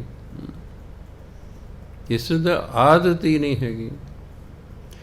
ਆਦਤ ਨਵੀਂ ਪਾਉਣ 'ਤੇ ਮਾੜੀ ਆਦਤ ਆਪੇ ਪੈ ਜਾਂਦੀ ਹੈ। ਮਾੜੀ ਆਦਤ ਲਈ ਕੋਈ ਯਤਨ ਨਹੀਂ ਕਰਨਾ ਪੈਂਦਾ। ਜਿਵੇਂ ਕੱਪੜਾ ਹੈ, ਮੈਲਾ ਆਪੇ ਹੋ ਜਾਂਦਾ ਹੈ। ਕੱਪੜੇ ਨੂੰ ਮੈਲਾ ਕਰਨ ਦੀ ਲੋੜ ਨਹੀਂ, ਇਹ ਆਪੇ ਮੈਲਾ ਹੋ ਜਾਂਦਾ ਹੈ। ਇਸ ਤਰ੍ਹਾਂ ਬੁਰਾਈ ਆਪੇ ਹੀ ਆ ਜਾਂਦੀ ਹੈ। ਸਾਰਾ ਜ਼ੋਰ ਤੇ ਚੰਗਿਆਈ ਲਈ ਲਾਉਣਾ ਪੈਂਦਾ। ਕੱਪੜਾ ਧੋਣਾ ਹੁਣ ਪਾਣੀ ਵੀ ਚਾਹੀਦੀ ਹੈ, ਸਾਬਣ ਵੀ ਚਾਹੀਦੇ ਹੈ, ਅਤੇ ਬੰਦਾ ਵੀ ਚਾਹੀਦਾ ਧੋਣ ਲਈ। ਯਤਨ ਕਰਨਾ ਪੈਣਾ ਨਾ। ਐਂ ਚੰਗਿਆਈ ਧਾਰਨ ਕਰਨ ਲਈ ਵੀ ਯਤਨ ਕਰਨਾ ਪੈਂਦਾ ਹੈ। ਪਾਣੀ ਉਚਾਣ ਤੋਂ ਨਿਵਾਣ ਨੂੰ ਆਪੇ ਆ ਜਾਂਦਾ, ਕੋਈ ਜ਼ੋਰ ਨਹੀਂ ਲਾਉਣਾ ਪੈਂਦਾ। ਪਰ ਹੇਠੋਂ ਪਾਣੀ ਅਗਰ ਤੁਸੀਂ ਉੱਪਰ ਨੂੰ ਚੜ੍ਹਾਉਣਾ ਹੈ ਤਾਂ ਤੁਹਾਨੂੰ ਜ਼ੋਰ ਲਾਉਣਾ ਪੈਣਾ, ਮਸ਼ੀਨ ਲਾਉਣੀ ਪੈਣੀ। ਉਹ ਮਸ਼ੀਨ ਪਾਣੀ ਨੂੰ ਉੱਪਰ ਧੱਕ ਕੇ ਟੈਂਕੀ 'ਚ ਪਹੁੰਚਾਏਗੀ। ਇਸ ਤਰ੍ਹਾਂ ਇਹ ਮਨ ਹੈ, ਇਹਨੂੰ ਭੈੜੀਆਂ ਆਦਤਾਂ ਪਈਆਂ ਜਨਮਾਂ ਜਨਮਾਂਤਰਾਂ ਦੀਆਂ। ਜਨਮ ਜਨਮ ਕੀ ਇਸ ਮਨ ਕੋ ਮਲ ਲਾਗੀ, ਕਾਲਾ ਹੁਆ ਸਿਆ। ਜਨਮਾਂ ਜਨਮਾਂਤਰ ਤੋਂ ਭੈੜੇ ਕੰਮ ਕਰ ਕਰਕੇ ਇਹਨੂੰ ਕਾਲਖ ਲੱਗ ਗਈ ਹੈ, ਇਹ ਮੈਲਾ ਹੋ ਗਿਆ, ਇਹ ਤਾਂ ਕਾਲਾ ਸ਼ਾਹ ਹੋ ਗਿਆ ਹੈ। ਕਾਲਾ ਹਿੰਦੀ ਪੰਜਾਬੀ ਦਾ ਸ਼ਬਦ ਹੈ, ਸ਼ਾਹ ਫਾਰਸੀ ਦਾ ਸ਼ਬਦ, ਮਤਲਬ ਕਾਲਾ ਹੀ ਹੈ। ਜਿਵੇਂ ਲਾਲ ਸੁਰਖ, ਲਾਲ ਹਿੰਦੀ ਪੰਜਾਬੀ ਦਾ ਸ਼ਬਦ ਹੈ, ਸੁਰਖ ਫਾਰਸੀ ਦਾ ਸ਼ਬਦ ਹੈ, ਅਰਥ ਲਾਲ ਹੀ ਹੈ, ਅਰਥ ਉਹਦਾ ਲਾਲ ਹੀ ਹੈ। ਇਹ ਮਨੁੱਖਾ ਜੀਵਨ ਦੁਰਲੱਭ ਹੈ। ਇਸ ਲਈ ਕਹਿੰਦੇ ਹੇ ਮਨਾ ਸੁਣ, ਹੁਣ ਤੈਨੂੰ ਮਨੁੱਖਾ ਜੀਵਨ 'ਚ ਚਾਹੀਦਾ ਸੁੱਖ, ਅਤੇ ਉਹ ਵੀ ਸਦਾ ਸੁੱਖ। ਕੁਝ ਘੰਟਿਆਂ ਜਾਂ ਕੁਝ ਦਿਨਾਂ ਦਾ ਨਹੀਂ, ਤੂੰ ਤਾਂ ਸਦਾ ਸੁੱਖ ਚਾਹੁੰਦਾ। ਅਤੇ ਜੇ ਫਿਰ ਸਦਾ ਸੁੱਖ ਚਾਹੀਦਾ, ਫਿਰ ਰਾਮ ਦੀ ਸ਼ਰਨ 'ਚ ਆ ਜਾ, ਪਰਮਾਤਮਾ ਦੀ ਸ਼ਰਨ 'ਚ ਆ ਜਾ। ਬਾਣੀ ਅਨੁਸਾਰ ਜੀਵਨ ਜਿਉਂ, ਨਾਮ ਜਪ, ਤੂੰ ਸੁਖੀ ਹੋ ਜਾਏਗਾ। ਇਹਨੇ ਇਸ ਤਰ੍ਹਾਂ ਕਰਨਾ ਨਹੀਂ, ਇਹਨੇ ਦੁਖੀ ਹੀ ਰਹਿਣਾ। ਜੇ ਇਸ ਤਰ੍ਹਾਂ ਤੁਸੀਂ ਨਹੀਂ ਕਰੋਗੇ, ਆਸਟ੍ਰੇਲੀਆ ਚਲੇ ਜਾਓ, ਅਮਰੀਕਾ ਚਲੇ ਜਾਓ, ਕੈਨੇਡਾ ਚਲੇ, ਜਿੱਥੇ ਮਰਜ਼ੀ ਚਲੇ ਜਾਓ, ਅਗਰ ਤੁਹਾਡੇ ਕਰਮ ਸਹੀ ਨਹੀਂ, ਅਗਰ ਤੁਸੀਂ ਨਾਮ ਨਹੀਂ ਜਪਦੇ, ਜਿੱਥੇ ਜਾਓਗੇ ਉੱਥੇ ਦੁਖੀ ਰਹੋਗੇ। ਜਿੱਥੇ ਮਰਜ਼ੀ ਚਲੇ ਜਾਓ, ਜਿੱਥੇ ਮਰਜ਼ੀ ਚਲੇ ਜਾਓ, ਤੁਹਾਡੀ ਕਿਸਮਤ ਤੁਹਾਡੇ ਨਾਲ ਹੀ ਜਾਣੀ ਹੈ। ਅਗਰ ਤੁਸੀਂ ਬਦਕਿਸਮਤੀ ਲਿਖਾ ਕੇ ਲਿਆ ਨਾ, ਜਿੱਥੇ ਮਰਜ਼ੀ ਭਟਕ ਲਓ। ਥਾਵਾਂ ਬਦਲਣਾ ਕਿਸਮਤ ਨਹੀਂ ਬਦਲਿਆ ਕਰਦੀ। ਕਿਸਮਤ ਬਦਲਦੀ ਹੈ ਨਾਮ ਜਪ ਕੇ, ਬਾਣੀ ਪੜ੍ਹ ਕੇ, ਸਤ ਸੰਗਤ ਕਰਕੇ ਕਿਸਮਤ ਬਦਲਦੀ ਹੈ। ਅਗਰ ਬੈਡ ਲੱਕ ਨੂੰ ਗੁੱਡ ਲੱਕ 'ਚ ਬਦਲਣਾ ਹੈ, ਬਾਣੀ ਪੜ੍ਹਨੀ ਪਏਗੀ, ਨਾਮ ਜਪਣਾ ਪਏਗਾ, ਸ਼ੁਭ ਕਰਮ ਕਰਨੇ ਪੈਣਗੇ। ਅੱਗੇ ਕਹਿੰਦੇ ਮਾਇਆ ਕਾਰਨ ਧਾਵ ਹੀ ਹਾਹੇ ਨੂੰ ਬਿਹਾਰੀ ਬਿੰਦੀ, ਕਿਉਂਕਿ ਅੱਗੇ ਬਹੁਵਚਨ ਆ ਰਿਹਾ ਹੈ। ਮੂਰਖ ਲੋਗ ਅਜਾਨ, ਲੋਗ ਜੇ ਤਾਂ ਗੱਗੇ ਨੂੰ ਔਂਕੜ ਹੁੰਦਾ ਫਿਰ ਇੱਕ ਵਚਨ ਹੋ ਜਾਣਾ, ਫਿਰ ਆਪਾਂ ਕਹਿੰਦੇ ਧਾਵ ਹੀ। ਇਹ ਲੋਗ ਬਹੁਵਚਨ ਹੈ, ਇਸ ਲਈ ਧਾਵ ਹੀ, ਕਿਉਂਕਿ ਜੇ ਕਰਤਾ ਬਹੁਵਚਨ ਹੈ ਅਤੇ ਕਿਰਿਆ ਵੀ ਬਹੁਵਚਨ ਹੁੰਦੀ ਹੈ ਹਮੇਸ਼ਾ। ਮੁੰਡਾ ਜਾਂਦਾ ਹੈ, ਮੁੰਡਾ ਇੱਕ ਵਚਨ ਹੈ, ਜਾਂਦਾ ਹੈ ਉਹ ਵੀ ਇੱਕ ਵਚਨ ਹੈ। ਮੁੰਡੇ ਜਾਂਦੇ ਹਨ, ਮੁੰਡੇ ਬਹੁਵਚਨ ਹੈ, ਜਾਂਦੇ ਹਨ ਕਿਰਿਆ ਵੀ ਬਹੁਵਚਨ ਹੈ। ਕਿਰਿਆ ਵੀ ਬਹੁਵਚਨ। ਮੂਰਖ ਲੋਕ ਅਜਾਨ, ਇਹ ਬਹੁਵਚਨ ਹੈ, ਇਸ ਲਈ ਧਾਵਹੀਨ। ਮਾਇਆ ਕਾਰਨ ਧਾਵਹੀਨ, ਮੂਰਖ ਲੋਕ ਅਜਾਨ। ਕਹੋ ਨਾਨਕ ਬਿਨ ਹਰ ਭਜਨ, ਬਿਰਥਾ ਜਨਮ ਸਿਰਾਨ। ਮਾਇਆ ਕਾਰਨ ਧਾਵਹੀਨ, ਭੱਜੇ ਫਿਰਦੇ ਨੇ। ਮਾਇਆ ਦੀ ਖਾਤਰ ਮਨੁੱਖ ਭਟਕ ਰਿਹਾ ਥਾਂ ਥਾਂ ਤੇ। ਜਿਹੜਾ ਮਾਇਆ ਦੀ ਖਾਤਰ ਭਟਕ ਰਿਹਾ, ਗੁਰਬਾਣੀ ਜੀ ਨੇ ਕੀ ਲਿਖਿਆ? ਮੂਰਖ। ਅਜਾਨ ਮੈਨੇ ਅਗਿਆਨੀ, ਜਿਹਨੂੰ ਗਿਆਨ ਨਹੀਂ।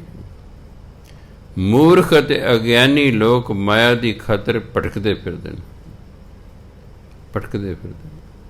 ਹੋਰ ਹੋਵੇ, ਹੋਰ ਹੋਵੇ, ਹੋਰ ਹੋਵੇ, ਰੱਜ ਨਹੀਂ ਨਾ ਆਉਂਦਾ।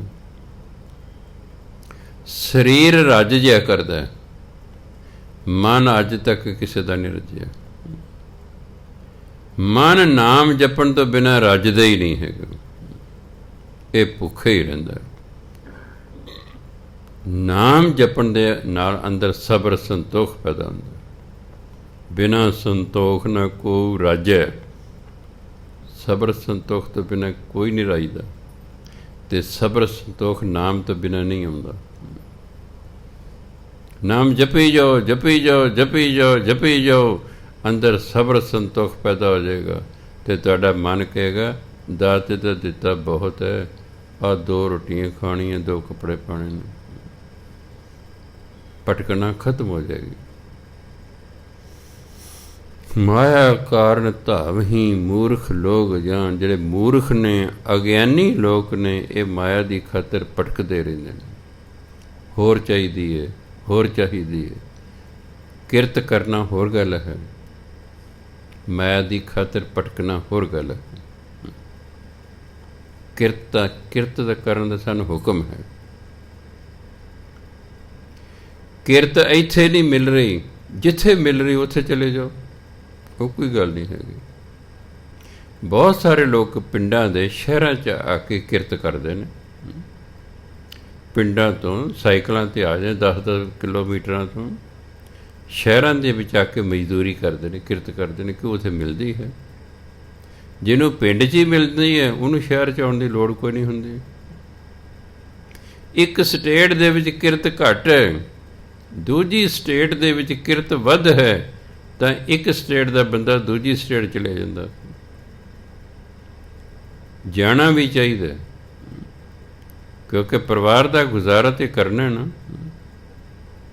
ਜਿੱਥੇ ਵੱਧ ਪੈਸੇ ਮਿਲਦੇ ਨੇ ਉੱਥੇ ਚਲੇ ਜਾਣਾ ਚਾਹੀਦਾ, ਪਰ ਮਾਇਆ ਦੀ ਖਾਤਰ ਭਟਕਣਾ ਨਹੀਂ ਚਾਹੀਦਾ। ਵੀ ਹੋਰ ਹੋਵੇ, ਹੋਰ ਹੋਵੇ, ਹੋਰ ਹੋਵੇ। ਕਈ ਵਾਰੀ ਬਹੁਤ ਮਾਇਆ ਹੁੰਦੀ ਹੈ, ਫਿਰ ਵੀ ਨਹੀਂ ਭਟਕਣਾ ਮੁੱਕਦੀ, ਉਹਨੂੰ ਥੋੜ੍ਹੀ ਲੱਗਦੀ ਹੈ। ਕਹੋ ਨਾਨਕ ਬਿਨ ਹਰ ਭਜਨ, ਬਿਰਥਾ ਜਨਮ ਸਿਰਾਨ। ਸਿਰਾਨ ਦਾ ਬੀਤਣਾ। ਗੁਰੂ ਮਹਾਰਾਜ ਕਹਿੰਦੇ ਹਰੀ ਦੇ ਭਜਨ ਤੋਂ ਬਿਨਾਂ ਇਹ ਜਿਹੜਾ ਮਨੁੱਖਾ ਜੀਵਨ ਹੈ, ਇਹ ਤਾਂ ਵਿਅਰਥ ਬੀਤ ਰਿਹਾ ਹੈ, ਇਹ ਤਾਂ ਵਿਅਰਥ ਬੀਤ ਰਿਹਾ ਹੈ। ਨਾਮ ਜਪਦਾ ਨਹੀਂ, ਸਮਝੇ ਮਨੁੱਖਾ ਜੀਵਨ ਵਿਅਰਥ ਚਲਿਆ ਗਿਆ। ਆਏ ਹੀ ਨਾਮ ਜਪਣ ਸੀ। ਜਮਦੂਤ ਗੱਲ ਹੀ ਕੋ ਪੁੱਛਦੇ, ਨਾਮ ਜਪਿਆ?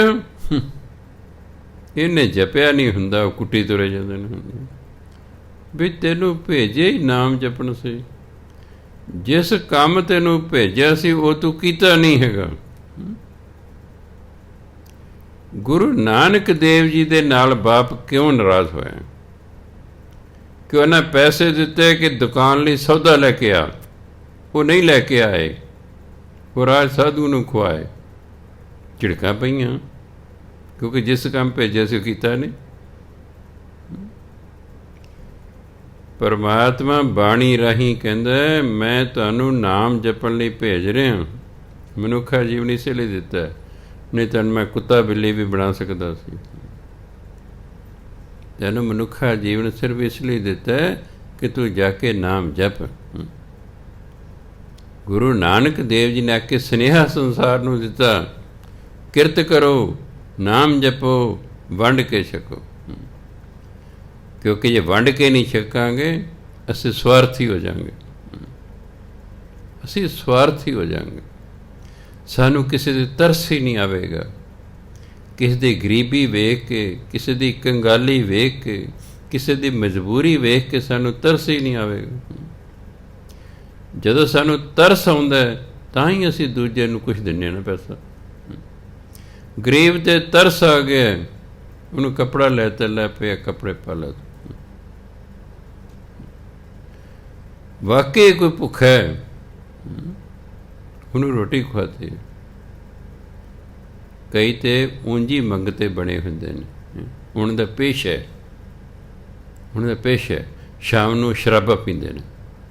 ਇਹ ਜਿਹਨੂੰ ਦੇਣ ਦਾ ਕੋਈ ਫਾਇਦਾ ਨਹੀਂ ਹੈ। 95% ਮੰਗਤੇ ਰਾਤ ਨੂੰ ਸ਼ਰਾਬਾਂ ਪੀਂਦੇ ਨੇ, ਦਿਨੇ ਤੁਹਾਨੂੰ ਬੇਵਕੂਫ ਬਣਾਉਂਦੇ ਰਹਿੰਦੇ ਨੇ। ਕੋਈ ਲੰਗੜਾ ਬਣ ਗਿਆ, ਕੋਈ ਅੰਨਾ ਬਣ ਗਿਆ ਹੈ, ਕੋਈ ਕੋੜੀ ਬਣ ਗਿਆ ਹੈ।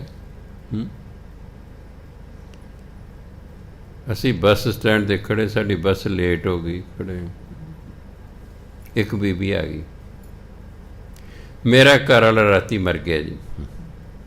ਉਹ ਪੁਲ ਹੇਠ ਹੈ ਜੀ, ਬੱਸ ਸਟੈਂਡ ਦੇ ਨੇੜੇ ਪੁਲ ਹੈ, ਪੁਲ ਹੇਠ ਹੈ ਜੀ। ਉਹਦਾ ਸੰਸਕਾਰ ਕਰਨਾ ਜੀ, ਲੱਕੜਾਂ ਲਈ ਪੈਸਾ ਨਹੀਂ ਹੈਗਾ ਜੀ, ਕਿਰਪਾ ਕਰਕੇ ਰੁਪਈਆ ਦੇ ਦਿਓ ਭਲਾ ਜੀ ਮੈਨੂੰ। ਸਾਡਾ ਸਾਇੰਸ ਮਾਸਟਰ ਸੀ, ਕਹਿੰਦਾ ਬੀਬੀ ਸੁਣ, ਆਹ 16 ਟੀਚਰ ਸੁਣ ਰਹੇ ਨੇ, ਮੈਂ ਤੇਰੇ ਨਾਲ ਜਾਣਾ।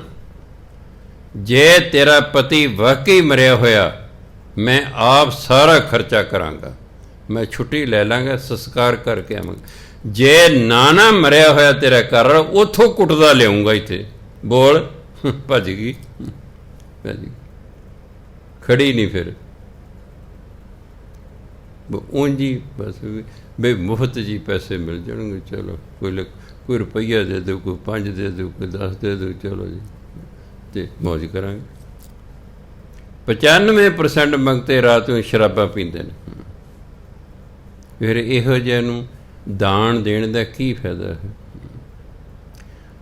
ਕਈ ਲੋਕ ਦਾਨ ਇਸ ਲਈ ਨਹੀਂ ਦਿੰਦੇ ਕਿ ਉਹਨਾਂ ਨੂੰ ਕੋਈ ਤਰਸ ਆ ਰਿਹਾ, ਨਹੀਂ, ਉਹ ਆਪਣੇ ਪਾਪਾਂ ਨੂੰ ਛੁਪਾਉਣ ਲਈ ਦਾਨ ਕਰਦੇ ਨੇ, ਵੀ ਸ਼ਾਇਦ ਸਾਡੇ ਪਾਪਾਂ ਦੀ ਸਾਨੂੰ ਸਜ਼ਾ ਨਾ ਮਿਲੇ। ਆ ਸ਼ਨੀਚਰਵਾਰ ਨੂੰ ਦਿੰਦੇ ਆ ਡਕੌਂਤ ਨੂੰ ਤੇਲ, ਸਿੱਖ ਵੀ ਦੇ ਰਹੇ ਹੁੰਦੇ ਨੇ, ਵੀ ਕਿਤੇ ਸ਼ਨੀ ਗ੍ਰਹਿ ਸਾਡੇ 'ਤੇ ਅਸਰ ਨਾ ਕਰੇ। ਉਹ ਭਲਿਓ ਮਾਨਸ, ਕਦੇ ਬਾਣੀ ਪੜ੍ਹਨ ਵਾਲੇ ਤੇ ਨਾਮ ਜਪਣ ਵਾਲੇ ਤੇ ਕੋਈ ਗ੍ਰਹਿ ਅਸਰ ਕਰਦਾ? ਗ੍ਰਹਿ ਨਿਵਾਰੇ ਸਤਿਗੁਰੂ ਦੇ ਆਪਣਾ ਨਾਮ, ਬਾਣੀ ਕਹਿੰਦੀ। ਗੁਰੂ ਨੇ ਨਾਮ ਦੀ ਦਾਤ ਦੇ ਕੇ ਸਾਰੇ ਗ੍ਰਹਿ ਖਤਮ ਕਰਤੇ। ਇੱਥੇ ਸਿੱਖ ਪੰਡਤਾਂ ਕੋਲ ਜਾਂਦੇ ਰਹਿੰਦੇ ਨੇ, ਉਹ ਵੀ ਕਹਿੰਦੇ ਨੇ ਤੁਹਾਡੇ 'ਤੇ ਸ਼ਨੀ ਗ੍ਰਹਿ ਜੀ, ਤੁਹਾਡੇ 'ਤੇ ਕਾਲ ਸਰਪ ਯੋਗ ਹੈ ਜੀ, ਤੁਹਾਡੇ 'ਤੇ ਪਤਾ ਨਹੀਂ ਕਿਹੜੇ ਕਿਹੜੇ ਫਲਾਣਾ ਗ੍ਰਹਿ ਤੁਹਾਡਾ ਰਾਜ ਹੈ, ਆਹ ਕਰੋ, ਇੰਨੇ ਪੈਸੇ ਦਿਓ, ਅਸੀਂ ਫਿਰ ਉਪਾਅ ਕਰਦੇ ਹਾਂ। ਪਾਠ ਕਰਨਾ ਨਹੀਂ, ਸਿਮਰਨ ਕਰਨਾ ਨਹੀਂ, ਭਟਕੀ ਜਾਣਾ। ਭਜਨ ਬੰਦਗੀ ਅੱਗੇ ਕੋਈ ਚੀਜ਼ ਨਹੀਂ ਖੜਦੀ ਹੈਗੀ। ਜਿਹੜਾ ਪਾਠ ਕਰਦਾ, ਨਾਮ ਜਪਦਾ, ਨੂੰ ਕਿਸੇ ਪੰਡਤ ਕੋਲ ਜਾਣ ਦੀ ਲੋੜ ਨਹੀਂ। ਪੰਡਤ ਤੇ ਮੁੰਡੇ ਕੁੜੀ ਦੀ ਕੁੰਡਲੀਆਂ ਮਿਲਾਉਂਦੇ ਨੇ। ਕੁੰਡਲੀ ਮਨਾਉਣੀ ਚਾਹੀਦੀ ਕੁੜੀ ਤੇ ਉਹਦੀ ਸੱਸ ਦੀ, ਇਹਨਾਂ ਦੀ ਮਿਲਦੀ ਹੈ? ਮੁੰਡੇ ਕੁੜੀ ਦੀ ਕੀ ਮਿਲਾਉਣੀ? ਮੁੰਡੇ ਨੇ ਤਾਂ ਚੁੱਪ ਕਰ ਜਾਣਾ ਹੁੰਦਾ। ਅਗਲਾ ਕਹਿੰਦਾ ਕੀ ਲੋੜ ਹੈ ਘਰ 'ਚ ਤਮਾਸ਼ਾ ਵਿਖਾਉਣ ਦੇ। ਮੁੰਡਾ ਫਿਰ ਵੀ ਚੁੱਪ ਕਰ ਜਾਂਦਾ ਹੈ ਵੀ ਚੱਲ ਕਾਹਨੂੰ ਲੋਕਾਂ ਨੂੰ ਕੀ ਤਮਾਸ਼ਾ ਵਿਖਾਉਣਾ, ਜਨਾਨੀ ਤਾਂ ਵਿਖਾ ਹੀ ਰਹੀ ਹੈ, ਮੈਂ ਕੋਈ ਬੋਲਾਂਗਾ ਲੋਕ ਤਮਾਸ਼ਾ ਵੇਖਣਗੇ। ਕੁੰਡਲ ਨਹੀਂ ਮੁੰਡੇ ਤੇ ਕੁੜੀ ਦੀ ਨਹੀਂ ਮਿਲਾਉਣੀ ਚਾਹੀਦੀ, ਕੁੰਡਲ ਨਹੀਂ ਮਿਲਾਉਣੀ ਚਾਹੀਦੀ ਕੁੜੀ ਤੇ ਉਹਦੀ ਸੱਸ ਦੀ, ਵੀ ਇਹਨਾਂ ਦਾ ਸੁਭਾਅ ਮਿਲੇਗਾ। ਜੇ ਮਿਲੇਗਾ ਤੇ ਬਸ ਘਰ ਸਵਰਗ ਹੈ, ਹੋਰ ਫਿਰ ਕੋਈ ਫਿਕਰ ਕਰਨ ਦੀ ਲੋੜ ਨਹੀਂ ਹੈਗੀ। ਕੁੰਡਲ ਹੀ ਹੈ। ਬਾਣੀ ਪੜ੍ਹੋ, ਨਾਮ ਜਪੋ। ਕੁੰਡਲੀਆਂ ਉਹਨਾਂ ਦੀਆਂ ਨਹੀਂ ਮਿਲਦੀਆਂ ਜਿਹੜੇ ਇੱਕ ਦੋਨਾਂ 'ਚ ਇੱਕ ਨਾਮ ਜਪਦਾ, ਦੂਜਾ ਜਪਦਾ ਹੀ ਨਹੀਂ ਹੈਗਾ। ਉਹਨਾਂ ਦਾ ਨਹੀਂ ਗੱਲ ਬਣਨੀ ਹੈਗੀ। ਇਹ ਤੇਰੀ ਮੇਰੀ ਨਹੀਂ ਨਿਭਣੀ, ਤੂੰ ਬਾਹਮਣੀ ਤੇ ਮੈਂ ਸੁਨਿਆਰਾ। ਸੁਭਾਅ ਹੀ ਨਹੀਂ ਮੇਲ ਖਾਂਦੇ, ਨਿਭੇ ਕਿਵੇਂ? ਇੱਕ ਭਜਨ ਬੰਦਗੀ ਕਰਨ ਵਾਲਾ ਦੂਜਾ ਸ਼ਰਾਬ ਪੀਣ ਵਾਲਾ, ਕਿਵੇਂ ਨਿਭੇਗੀ ਵੇ। ਸੋ ਗੁਰੂ ਮਹਾਰਾਜ ਕਹਿੰਦੇ ਮਨੁੱਖਾ ਜੀਵਨ ਵਿਅਰਥ ਜਾ ਰਿਹਾ, ਬਿਰਥਾ ਜਨਮ ਸਿਰਾਨ। ਇਹ ਮਨੁੱਖਾ ਜੀਵਨ ਵਿਅਰਥ ਬੀਤ ਰਿਹਾ ਬਿਨ ਹਰ ਭਜਨ, ਪਰਮਾਤਮਾ ਦੇ ਭਜਨ ਤੋਂ ਬਿਨਾਂ। ਇਸ ਲਈ ਭਜਨ ਬੰਦਗੀ ਕਰਨੀ ਚਾਹੀਦੀ ਹੈ। ਇਹ ਜੀਵਨ ਇੱਥੋਂ ਵਿਅਰਥ ਗਵਾ ਕੇ ਨਹੀਂ ਜਾਣਾ ਚਾਹੀਦਾ। ਜੋ ਪ੍ਰਾਣੀ ਨਿਸ ਦਿਨ ਭਜੈ, ਰੂਪ ਰਾਮ ਤਿਹ ਜਾਨ। ਹਰ ਜਨ ਹਰ ਅੰਤਰ ਨਹੀਂ, ਨਾਨਕ ਸਾਚੀ ਮਨ। ਜੋ ਪ੍ਰਾਣੀ ਨਿਸ ਦਿਨ ਭਜੈ, ਨਿਸ ਦਿਨ ਦਾ ਦਿਨ ਰਾਤ, ਭਜੈ ਮੈਨੇ ਸਿਮਰਨ ਕਰਦਾ ਹੈ, ਭਜਨ ਕਰਦਾ ਹੈ। ਜਿਹੜਾ ਪ੍ਰਾਣੀ ਦਿਨ ਰਾਤ ਸਿਮਰਨ ਕਰਦਾ ਨਾ, ਰੂਪ ਰਾਮ ਤਿਹ ਜਾਨ, ਉਹਨੂੰ ਤਾਂ ਪਰਮਾਤਮਾ ਦਾ ਰੂਪ ਸਮਝੋ। ਇਹ ਤਾਂ ਰੱਬ ਰੂਪ ਹੈ, ਇਹ ਤਾਂ ਰੱਬ ਵਰਗਾ ਹੈ। ਕਿਉਂ? ਉਹ ਰੱਬ ਦੀ ਗੱਲ ਨੂੰ ਮੰਨ ਰਿਹਾ ਹੈ। ਜਦੋਂ ਆਪਾਂ ਕਿਸੇ ਦੀ ਗੱਲ ਮੰਨਾਂਗੇ, ਸਾਡੀ ਉਹਦੇ ਨਾਲ ਬਣ ਆ ਜਾਏਗੀ। ਪਤਨੀ ਨੇ ਪਤੀ ਨੂੰ ਕਿਹਾ, ਪਤੀ ਨੇ ਮੰਨ ਲਿਆ। ਪਤੀ ਨੇ ਪਤਨੀ ਨੂੰ ਕਿਹਾ, ਪਤਨੀ ਨੇ ਮੰਨ ਲਿਆ। ਬਸ ਆਪਸ ਬਣਾਂਗੇ, ਹੋਰ ਉੱਥੇ ਕੀ ਹੈ। ਤੇ ਨਹੀਂ ਤੇ ਫਿਰ ਉਹ ਫਿਰੇ ਨੱਥ ਕਢਾਉਣ ਨੂੰ, ਉਹ ਫਿਰੇ ਨੱਕ ਵਢਾਉਣ ਨੂੰ। ਪਹਿਲਾਂ ਇੱਕ ਗਹਿਣਾ ਹੁੰਦਾ ਸੀ, ਨੱਕ ਤੋਂ ਲੈ ਕੇ ਕੰਨ ਤੱਕ ਪਾਇਆ ਜਾਂਦਾ, ਉਹਨੂੰ ਕਹਿੰਦੇ ਸੀ ਨੱਥ। ਬੰਦਾ ਨੱਥ ਕਢਾਉਣ ਨੂੰ ਫਿਰਦਾ ਵੀ ਗਹਿਣਾ ਲੈ ਕੇ ਦੇਵਾਂ ਆਪਣੀ ਘਰ ਵਾਲੇ ਨੂੰ, ਉਹ ਨੱਕ ਵਢਾਉਣ ਨੂੰ ਫਿਰਦੀ, ਕਹਿੰਦੇ ਮੈਂ ਨਹੀਂ ਤੇਰੀ ਨੱਥ ਪਾਉਣੀ। ਕਿਵੇਂ ਨਿਭੇਗੀ ਫਿਰ? ਕਹਾਵਤ ਐਵੇਂ ਨਹੀਂ ਬਣੀ। ਉਹ ਫਿਰੇ ਨੱਥ ਕਢਾਉਣ ਨੂੰ, ਉਹ ਫਿਰੇ ਨੱਕ ਵਢਾਉਣ ਨੂੰ। ਸੁਭਾਵਾਂ ਦਾ ਮੇਲ ਜ਼ਰੂਰੀ ਹੈ। ਕਈ ਵਾਰੀ ਥੋੜ੍ਹੀ ਬਹੁਤੀ ਆਪਣੇ ਆਪ 'ਚ ਅਮੈਂਡਮੈਂਟ ਕਰਨੀ ਪੈਂਦੀ ਹੈ, ਆਪਣੇ ਥੋੜ੍ਹਾ ਜਿਹਾ ਪਰਿਵਰਤਨ ਲਿਆਉਣਾ ਪੈਂਦਾ ਹੈ, ਤਾਂ ਜੋ ਨਿਭ ਜਾਏ, ਘਰ ਸਵਰਗ ਹੋ ਜਾਏ। ਜੇ ਨਹੀਂ ਨਿਭਦੀ ਤਾਂ ਐਡੋ ਵੱਡਾ ਨਰਕ ਕੋਈ ਨਹੀਂ ਹੈ। ਅਗਰ ਮੀਆਂ ਬੀਬੀ ਦੀ ਆਪਸ 'ਚ ਨਹੀਂ ਨਿਭਦੀ, ਐਡੋ ਵੱਡਾ ਨਰਕ ਕੋਈ ਨਹੀਂ ਹੈ। ਅਤੇ ਜੇ ਆਪਸ 'ਚ ਪਿਆਰ ਹੈ ਤਾਂ ਐਡੋ ਵੱਡਾ ਸਵਰਗ ਕੋਈ ਨਹੀਂ ਹੈਗਾ। ਉਹ ਘਰ ਸਵਰਗ ਹੁੰਦਾ ਜਿੱਥੇ ਜੀਆਂ ਦਾ ਆਪਸੀ ਪਿਆਰ ਹੁੰਦਾ। ਕਹਿੰਦੇ ਜਿਹੜਾ ਦਿਨ ਰਾਤ ਨਾਮ ਜਪਦਾ ਨਾ, ਰੂਪ ਰਾਮ ਤਿਹ ਜਾਨ, ਉਹਨੂੰ ਪਰਮਾਤਮਾ ਦਾ ਹੀ ਰੂਪ ਸਮਝ। ਉਹ ਰੱਬ ਰੂਪ ਹੈ, ਕਿਉਂਕਿ ਉਹ ਰੱਬ ਦੀ ਗੱਲ ਨੂੰ 100% ਮੰਨ ਰਿਹਾ ਹੈ। ਹੌਲੀ ਹੌਲੀ ਦਾ ਸੁਭਾਅ ਹੀ ਰੱਬ ਵਰਗਾ ਹੋ ਜਾਣਾ। ਹਰ ਜਨ, ਹਰੀ ਦਾ ਜਿਹੜਾ ਜਨ ਹੈ, ਹਰੀ ਦਾ ਜਿਹੜਾ ਭਗਤ ਹੈ, ਹਰ ਜਨ। ਹਰ ਜਨ ਹਰ ਅੰਤਰ ਨਹੀਂ। ਹਰੀ ਦੇ ਭਗਤ ਅਤੇ ਹਰੀ ਵਿੱਚ ਕੋਈ ਫਰਕ ਨਹੀਂ ਹੁੰਦਾ। ਨਾਨਕ ਸਾਚੀ ਮਨ। ਕਹਿੰਦੇ ਹੇ ਭਾਈ, ਮੇਰੀ ਗੱਲ ਨੂੰ ਸੱਚੀ ਮੰਨ ਕਿ ਪਰਮਾਤਮਾ ਦੇ ਭਗਤ ਵਿੱਚ ਅਤੇ ਪਰਮਾਤਮਾ 'ਚ ਕੋਈ ਫਰਕ ਨਹੀਂ ਹੁੰਦਾ, ਕੋਈ ਫਰਕ ਨਹੀਂ ਹੁੰਦਾ। ਕਿਉਂ? ਪਰਮਾਤਮਾ ਦਾ ਭਗਤ ਉਹੀ ਕਰਦਾ ਜੋ ਪਰਮਾਤਮਾ ਕਹਿੰਦਾ, ਫਿਰ ਕੋਈ ਫਰਕ ਨਾ ਰਿਹਾ। ਤੇਰੀ ਮੇਰੀ ਇੱਕ ਜ਼ਿੰਦੜੀ, ਦੇਖਣ ਨੂੰ ਅਸੀਂ ਦੋ, ਦੇਖਣ ਨੂੰ ਦੋ ਨੇ, ਇੱਕ ਭਗਤ ਹੈ, ਇੱਕ ਰਾਮ ਹੈ, ਇੱਕ ਪਰਮਾਤਮਾ ਹੈ। ਸੁਭਾਅ ਇੱਕੋ ਹੈ, ਸੁਭਾਅ ਇੱਕੋ ਹੈ। ਇਹੀ ਕਾਰਨ ਹੈ ਕਿ ਜਿਹੜਾ ਭਗਤ ਪਰਮਾਤਮਾ ਦੇ ਹੁਕਮ ਨੂੰ ਮੰਨਦਾ, ਜੇ ਭਗਤ ਪਰਮਾਤਮਾ ਨੂੰ ਕੁਛ ਕਹਦੇ, ਪਰਮਾਤਮਾ ਮੋੜਦਾ ਨਹੀਂ ਉਹਦੀ ਗੱਲ, ਉਹਦੀ ਗੱਲ ਨਹੀਂ ਮੋੜਦਾ।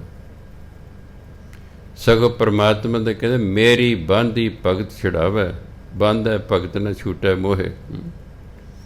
ਪਰਮਾਤਮਾ ਜੇ ਮੈਂ ਕਿਸੇ ਨੂੰ ਸਜ਼ਾ ਦੇ ਦੇਵਾਂ, ਮੇਰਾ ਭਗਤ ਸਜ਼ਾ ਮੁਆਫ ਕਰ ਸਕਦਾ ਹੈ, ਪਰ ਜੇ ਮੇਰਾ ਭਗਤ ਕਿਸੇ ਨੂੰ ਸਜ਼ਾ ਦੇ ਦੇਗਾ ਨਾ, ਮੈਂ ਨਹੀਂ ਮੁਆਫ ਕਰਨਾ।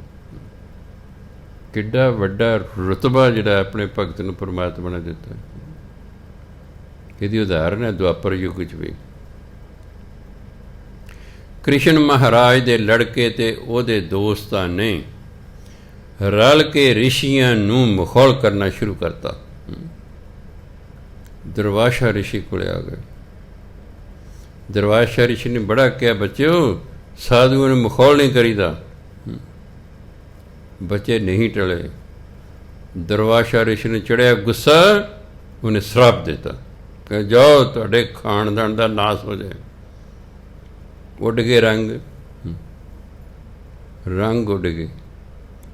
ਕ੍ਰਿਸ਼ਨ ਮਹਾਰਾਜ ਕੋਲੇ ਗਏ, ਕਹਿੰਦੇ ਕੀ ਗੱਲ ਹੋਏ, ਤੁਹਾਡੇ ਰੰਗ ਉੱਡੇ ਨੇ, ਕੀ ਕਰਕੇ ਆਇਓ? ਕਹਿੰਦੇ ਆਹ ਗੱਲ ਹੋ ਗਈ। ਕਹਿੰਦੇ ਮੂਰਖੋ, ਮੈਨੂੰ 3 ਦਿਨ ਹੋ ਗਏ ਉਹਨਾਂ ਦੇ ਹੱਥ ਪੈਰ ਧੋਂਦਿਆਂ ਹੋਇਆਂ, ਉਹਨਾਂ ਨੂੰ ਲੰਗਰ ਛਕਾਉਂਦਿਆਂ ਹੋਇਆਂ, ਤੁਸੀਂ ਜਿਹੜਾ ਦੁਆ ਦੀ ਥਾਂ 'ਤੇ ਵੱਧ ਦੁਆ ਲੈ ਕੇ ਆ ਗਏ ਹੋ।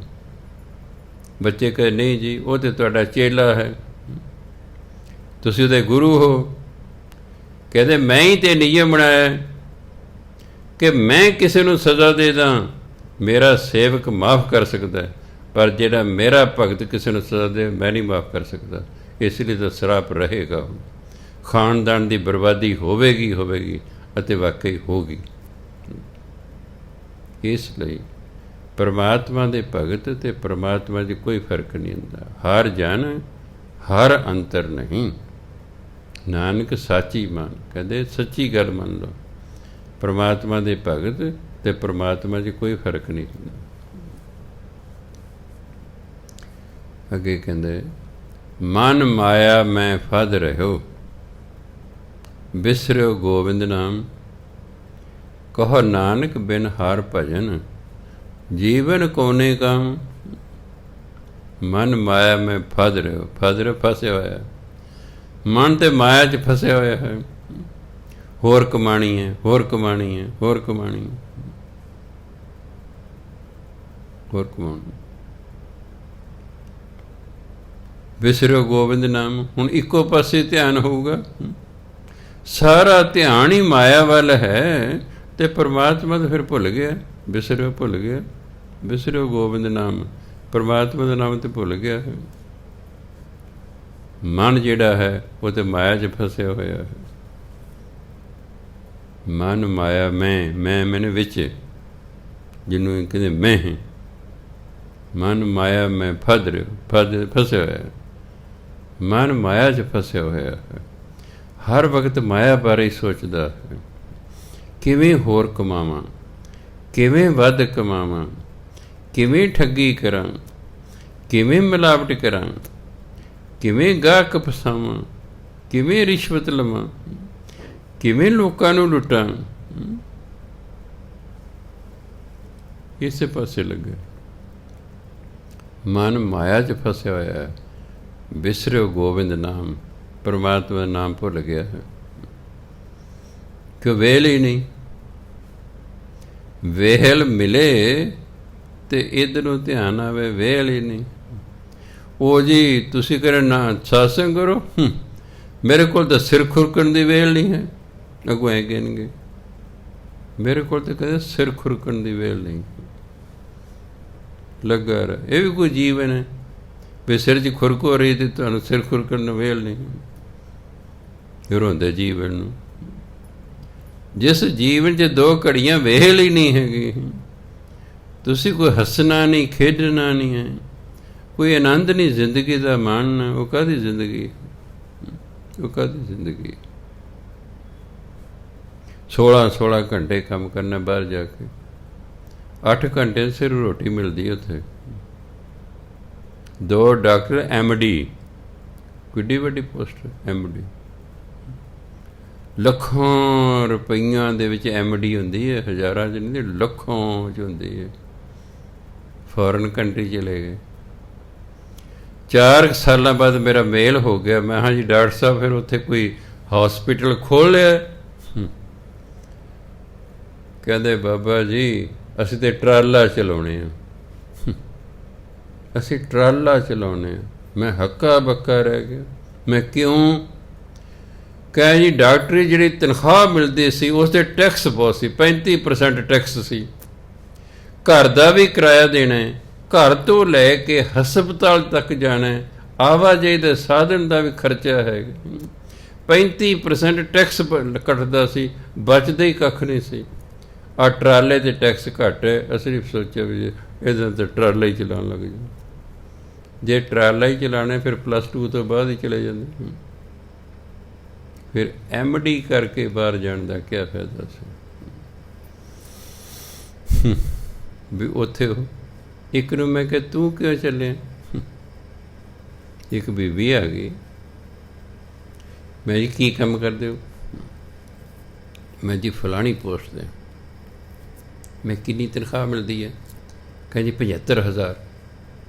ਮੈਂ ਤੁਸੀਂ ਬਾਹਰ ਕਿਉਂ ਜਾ ਰਹੇ ਹੋ ਜੀ? ਕਹਿੰਦੀ ਹੋਰ ਪੈਸੇ ਕਮਾਊਂਗੀ, ਹੋਰ ਪੈਸੇ ਕਮਾਊਂਗੀ। ਕਿਆ ਸੋਚ ਹੈ ਮਨੁੱਖ ਦੀ, ਹੋਰ ਪੈਸੇ ਕਮਾਊਂਗੀ। ਮੈਂ ਹਾਂ, ਮੈਂ ਤਾਂ ਹੁਕਮਨਾਮਾ ਲੈਣਾ ਸੀ।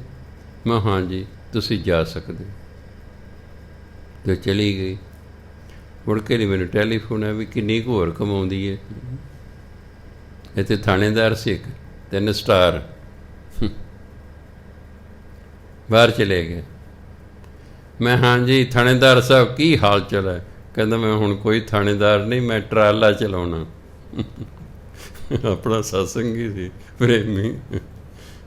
ਮੈਂ ਥਾਣੇਦਾਰ ਹੀ ਕਹਿੰਦਾ ਸੀ, ਹੈ ਹੀ ਥਾਣੇਦਾਰ ਸੀ। ਅਸਤੀਫਾ ਦੇ ਕੇ ਚਲੇ ਗਏ। ਕਹਿੰਦੇ ਮੈਂ ਹੁਣ ਥਾਣੇਦਾਰ ਨਹੀਂ ਹੈਗਾ, ਮੈਂ ਤਾਂ ਇੱਥੇ ਟਰਾਲਾ ਚਲਾਉਣਾ। 8-9 ਦਿਨਾਂ ਬਾਅਦ ਵਾਪਸ ਘਰ ਆਉਣਾ, ਕਿਉਂਕਿ 5000 ਕਿਲੋਮੀਟਰ ਜਾਣਾ ਹੁੰਦਾ ਅਤੇ 5000 ਕਿਲੋਮੀਟਰ ਵਾਪਸ ਆਉਣਾ ਹੁੰਦਾ। ਕਈ ਦਿਨ ਲੱਗ ਜਾਂਦੇ ਟਰਾਲੇ ਦੇ ਵਿੱਚ। ਮੈਂ ਦੇਖੋ ਕਿਸਮਤ ਵੀ ਕਿਆ ਚੀਜ਼ ਹੁੰਦੀ ਹੈ। ਅਫਸਰੀ ਤੋਂ ਡਰਾਈਵਰ ਬਣਾਤਾ ਹੈ। ਉਹ ਵੀ ਕੋਈ ਕਾਰ ਦਾ ਟੈਕਸੀ ਦਾ ਨਹੀਂ, ਉਹ ਵੱਡੇ ਸਾਰੇ ਟਰੱਕ ਦਾ ਬਣਾਤਾ। ਉੱਥੇ ਟਰਾਲਾ ਕਹਿੰਦੇ ਨੇ, ਵੱਡੇ ਸਾਰੇ। ਤੁਸੀਂ ਇੱਥੇ ਇੰਡੀਆ 'ਚ ਕਈ ਲੰਮੇ ਲੰਮੇ ਟਰੱਕ ਦੇਖੇ ਹੋਣਗੇ, ਉੱਥੇ ਤਾਂ ਬਹੁਤ ਹੀ ਲੰਮੇ ਹੁੰਦੇ ਨੇ। ਖੈਰ, ਮਨ ਮਾਇਆ ਮੈਂ ਫਦ ਰਿਓ ਬਿਸਰਿਓ ਗੋਬਿੰਦ ਨਾਮ। ਮਨ ਜਿਹੜਾ ਮਾਇਆ 'ਚ ਫਸਿਆ ਹੋਇਆ ਹੈ, ਰੱਬ ਦਾ ਨਾਂ ਹੀ ਭੁੱਲ ਗਿਆ ਹੈ। ਕਹੋ ਨਾਨਕ ਬਿਨ ਹਰ ਭਜਨ ਜੀਵਨ ਕੌਣੇ ਕਾਮ। ਕੌਣੇ ਮੈਨੇ ਕਿਹੜੇ? ਕਹਿੰਦੇ ਉਹ ਬੰਦਿਆ ਸੁਣ, ਹਰੀ ਦੇ ਭਜਨ ਤੋਂ ਬਿਨਾਂ ਇਹ ਜੀਵਨ ਕਿਸ ਕੰਮ ਦਾ ਹੈ? ਹਰੀ ਦੇ ਭਜਨ ਤੋਂ ਬਿਨਾਂ ਤਾਂ ਜੀਵਨ ਕਿਸੇ ਕੰਮ ਦਾ ਹੀ ਨਹੀਂ ਇਹ। ਇਸ ਲਈ ਭਜਨ ਬੰਦਗੀ ਕਰਨੀ ਹੈ। ਕੋਈ ਸਧਾਰਨ ਬੰਦਾ ਨਹੀਂ ਕਹਿ ਰਿਹਾ, ਕੋਈ ਮੈਂ ਨਹੀਂ ਕਹਿ ਰਿਹਾ। ਗੁਰੂ ਤੇਗ ਬਹਾਦਰ ਜੀ ਮਹਾਰਾਜ ਕਰ ਜਿਨ ਕੇ ਹਿੰਦ ਦੀ ਚਾਦਰ। ਕੋਈ ਛੋਟੀ ਮੋਟੀ ਹਸਤੀ ਇਹ ਗੱਲ ਨਹੀਂ ਕਹਿ ਰਹੀ। ਇਸ ਲਈ ਸਿੱਖ ਦਾ ਫਰਜ਼ ਬਣਦਾ ਹੈ ਆਪਣੇ ਗੁਰੂ ਦੇ ਆਖੇ ਲੱਗਣਾ, ਕਿਰਤ ਕਰਨੀ ਹੈ, ਨਾਲ ਨਾਮ ਜਪਣਾ। ਜਿਹੜਾ ਕੁਛ ਬਚੇ ਉਸ 'ਚ ਲੋੜਵੰਦਾਂ ਦੀ ਸਹਾਇਤਾ ਕਰਨੀ। ਖਿਆਲ ਰੱਖਣਾ, ਪਹਿਲਾਂ ਪਤਾ ਕਰਨਾ। ਜਿਵੇਂ ਜਦੋਂ ਲਾਕਡਾਊਨ ਹੋਇਆ, ਮੈਨੂੰ ਟੈਲੀਫੋਨਿਕ ਆਇਆ, ਬਾਬਾ ਜੀ ਅਸੀਂ ਗਰੀਬਾਂ 'ਚ ਲੰਗਰ ਲਾਉਣੇ ਨੇ, ਸਾਡੀ ਸਹਾਇਤਾ ਕਰੋ। ਮੈਂ ਤੁਸੀਂ ਕੋਈ ਲਿਸਟ ਬਣਾਈ ਗਰੀਬਾਂ ਦੀ? ਉਹ ਜੀ ਟਿਹਾ ਕਲੋਨੀ 'ਚ ਜਾਣਾ ਜੀ ਅਸੀਂ। ਅੱਛਾ, ਮੈਂ ਸੁਣੋ ਮੇਰੀ ਗੱਲ, ਇੱਕ ਕਾਪੀ ਲੈ ਲਓ, ਇੱਕ ਪੈਨ ਲੈ ਲਓ, 2 ਮੁੰਡੇ ਉਸ ਕਲੋਨੀ 'ਚ ਜਾਓ ਵੀ ਸਰਕਾਰ ਨੇ ਸਾਨੂੰ ਭੇਜਿਆ ਜੀ ਵੀ ਠੇਕੇ ਹੋ ਗਏ ਬੰਦ, ਵੀ ਘਰਾਂ 'ਚ ਸ਼ਰਾਬ ਪਹੁੰਚਾਉਣੀ ਹੈ, ਵੀ ਤੁਸੀਂ ਆ ਜਿਹੜੇ ਜਿਹੜੇ ਪੀਂਦੇ ਹੋ ਆਪਣਾ ਨਾਮ ਲਿਖਾਓ। ਮੈਂ ਦਾਅਵੇ ਨਾਲ ਕਹਿਣਾ ਕਿ 100 ਬੰਦਿਆਂ ਮਗਰ 95 ਜ਼ਰੂਰ ਆਪਣਾ ਨਾਮ ਲਿਖਾ ਸੀ ਸ਼ਰਾਬ ਪੀਂਦੇ। ਮੈਂ ਸ਼ਰਾਬੀਆਂ ਨੂੰ ਜਾ ਕੇ ਲੰਗਰ ਦਿਓਗੇ ਤੁਸੀਂ? ਹੈਂ, ਉਹਨਾਂ ਲਈ ਲੰਗਰ ਲਾਓਗੇ ਤੁਸੀਂ? ਤੁਸੀਂ ਪਹਿਲਾਂ ਪਤਾ ਤੇ ਕਰੋ ਕੌਣ ਲੋੜਵੰਦ ਹੈ। ਸ਼ਰਾਬੀਆਂ ਕਬਾਬੀਆਂ ਲਈ ਲੰਗਰ ਨਹੀਂ ਲਾਈਦੇ ਹੁੰਦੇ। ਮੇਰੇ ਕੋਲ ਬੀਬੀਆਂ ਆ ਗਈ 5, ਮੈਂ ਕੁਦੇ ਵਰਾਂਡੇ 'ਚ ਹੀ ਬੈਠਾ ਸੀ। ਬਾਬਾ ਜੀ ਸਹਾਇਤਾ ਕਰੋ, ਮੈਂ ਕਰ ਦਿੰਦੇ ਹਾਂ ਜੀ, ਆ ਜਾਓ ਅੰਦਰ, ਆ ਜਾਓ ਅੰਦਰ।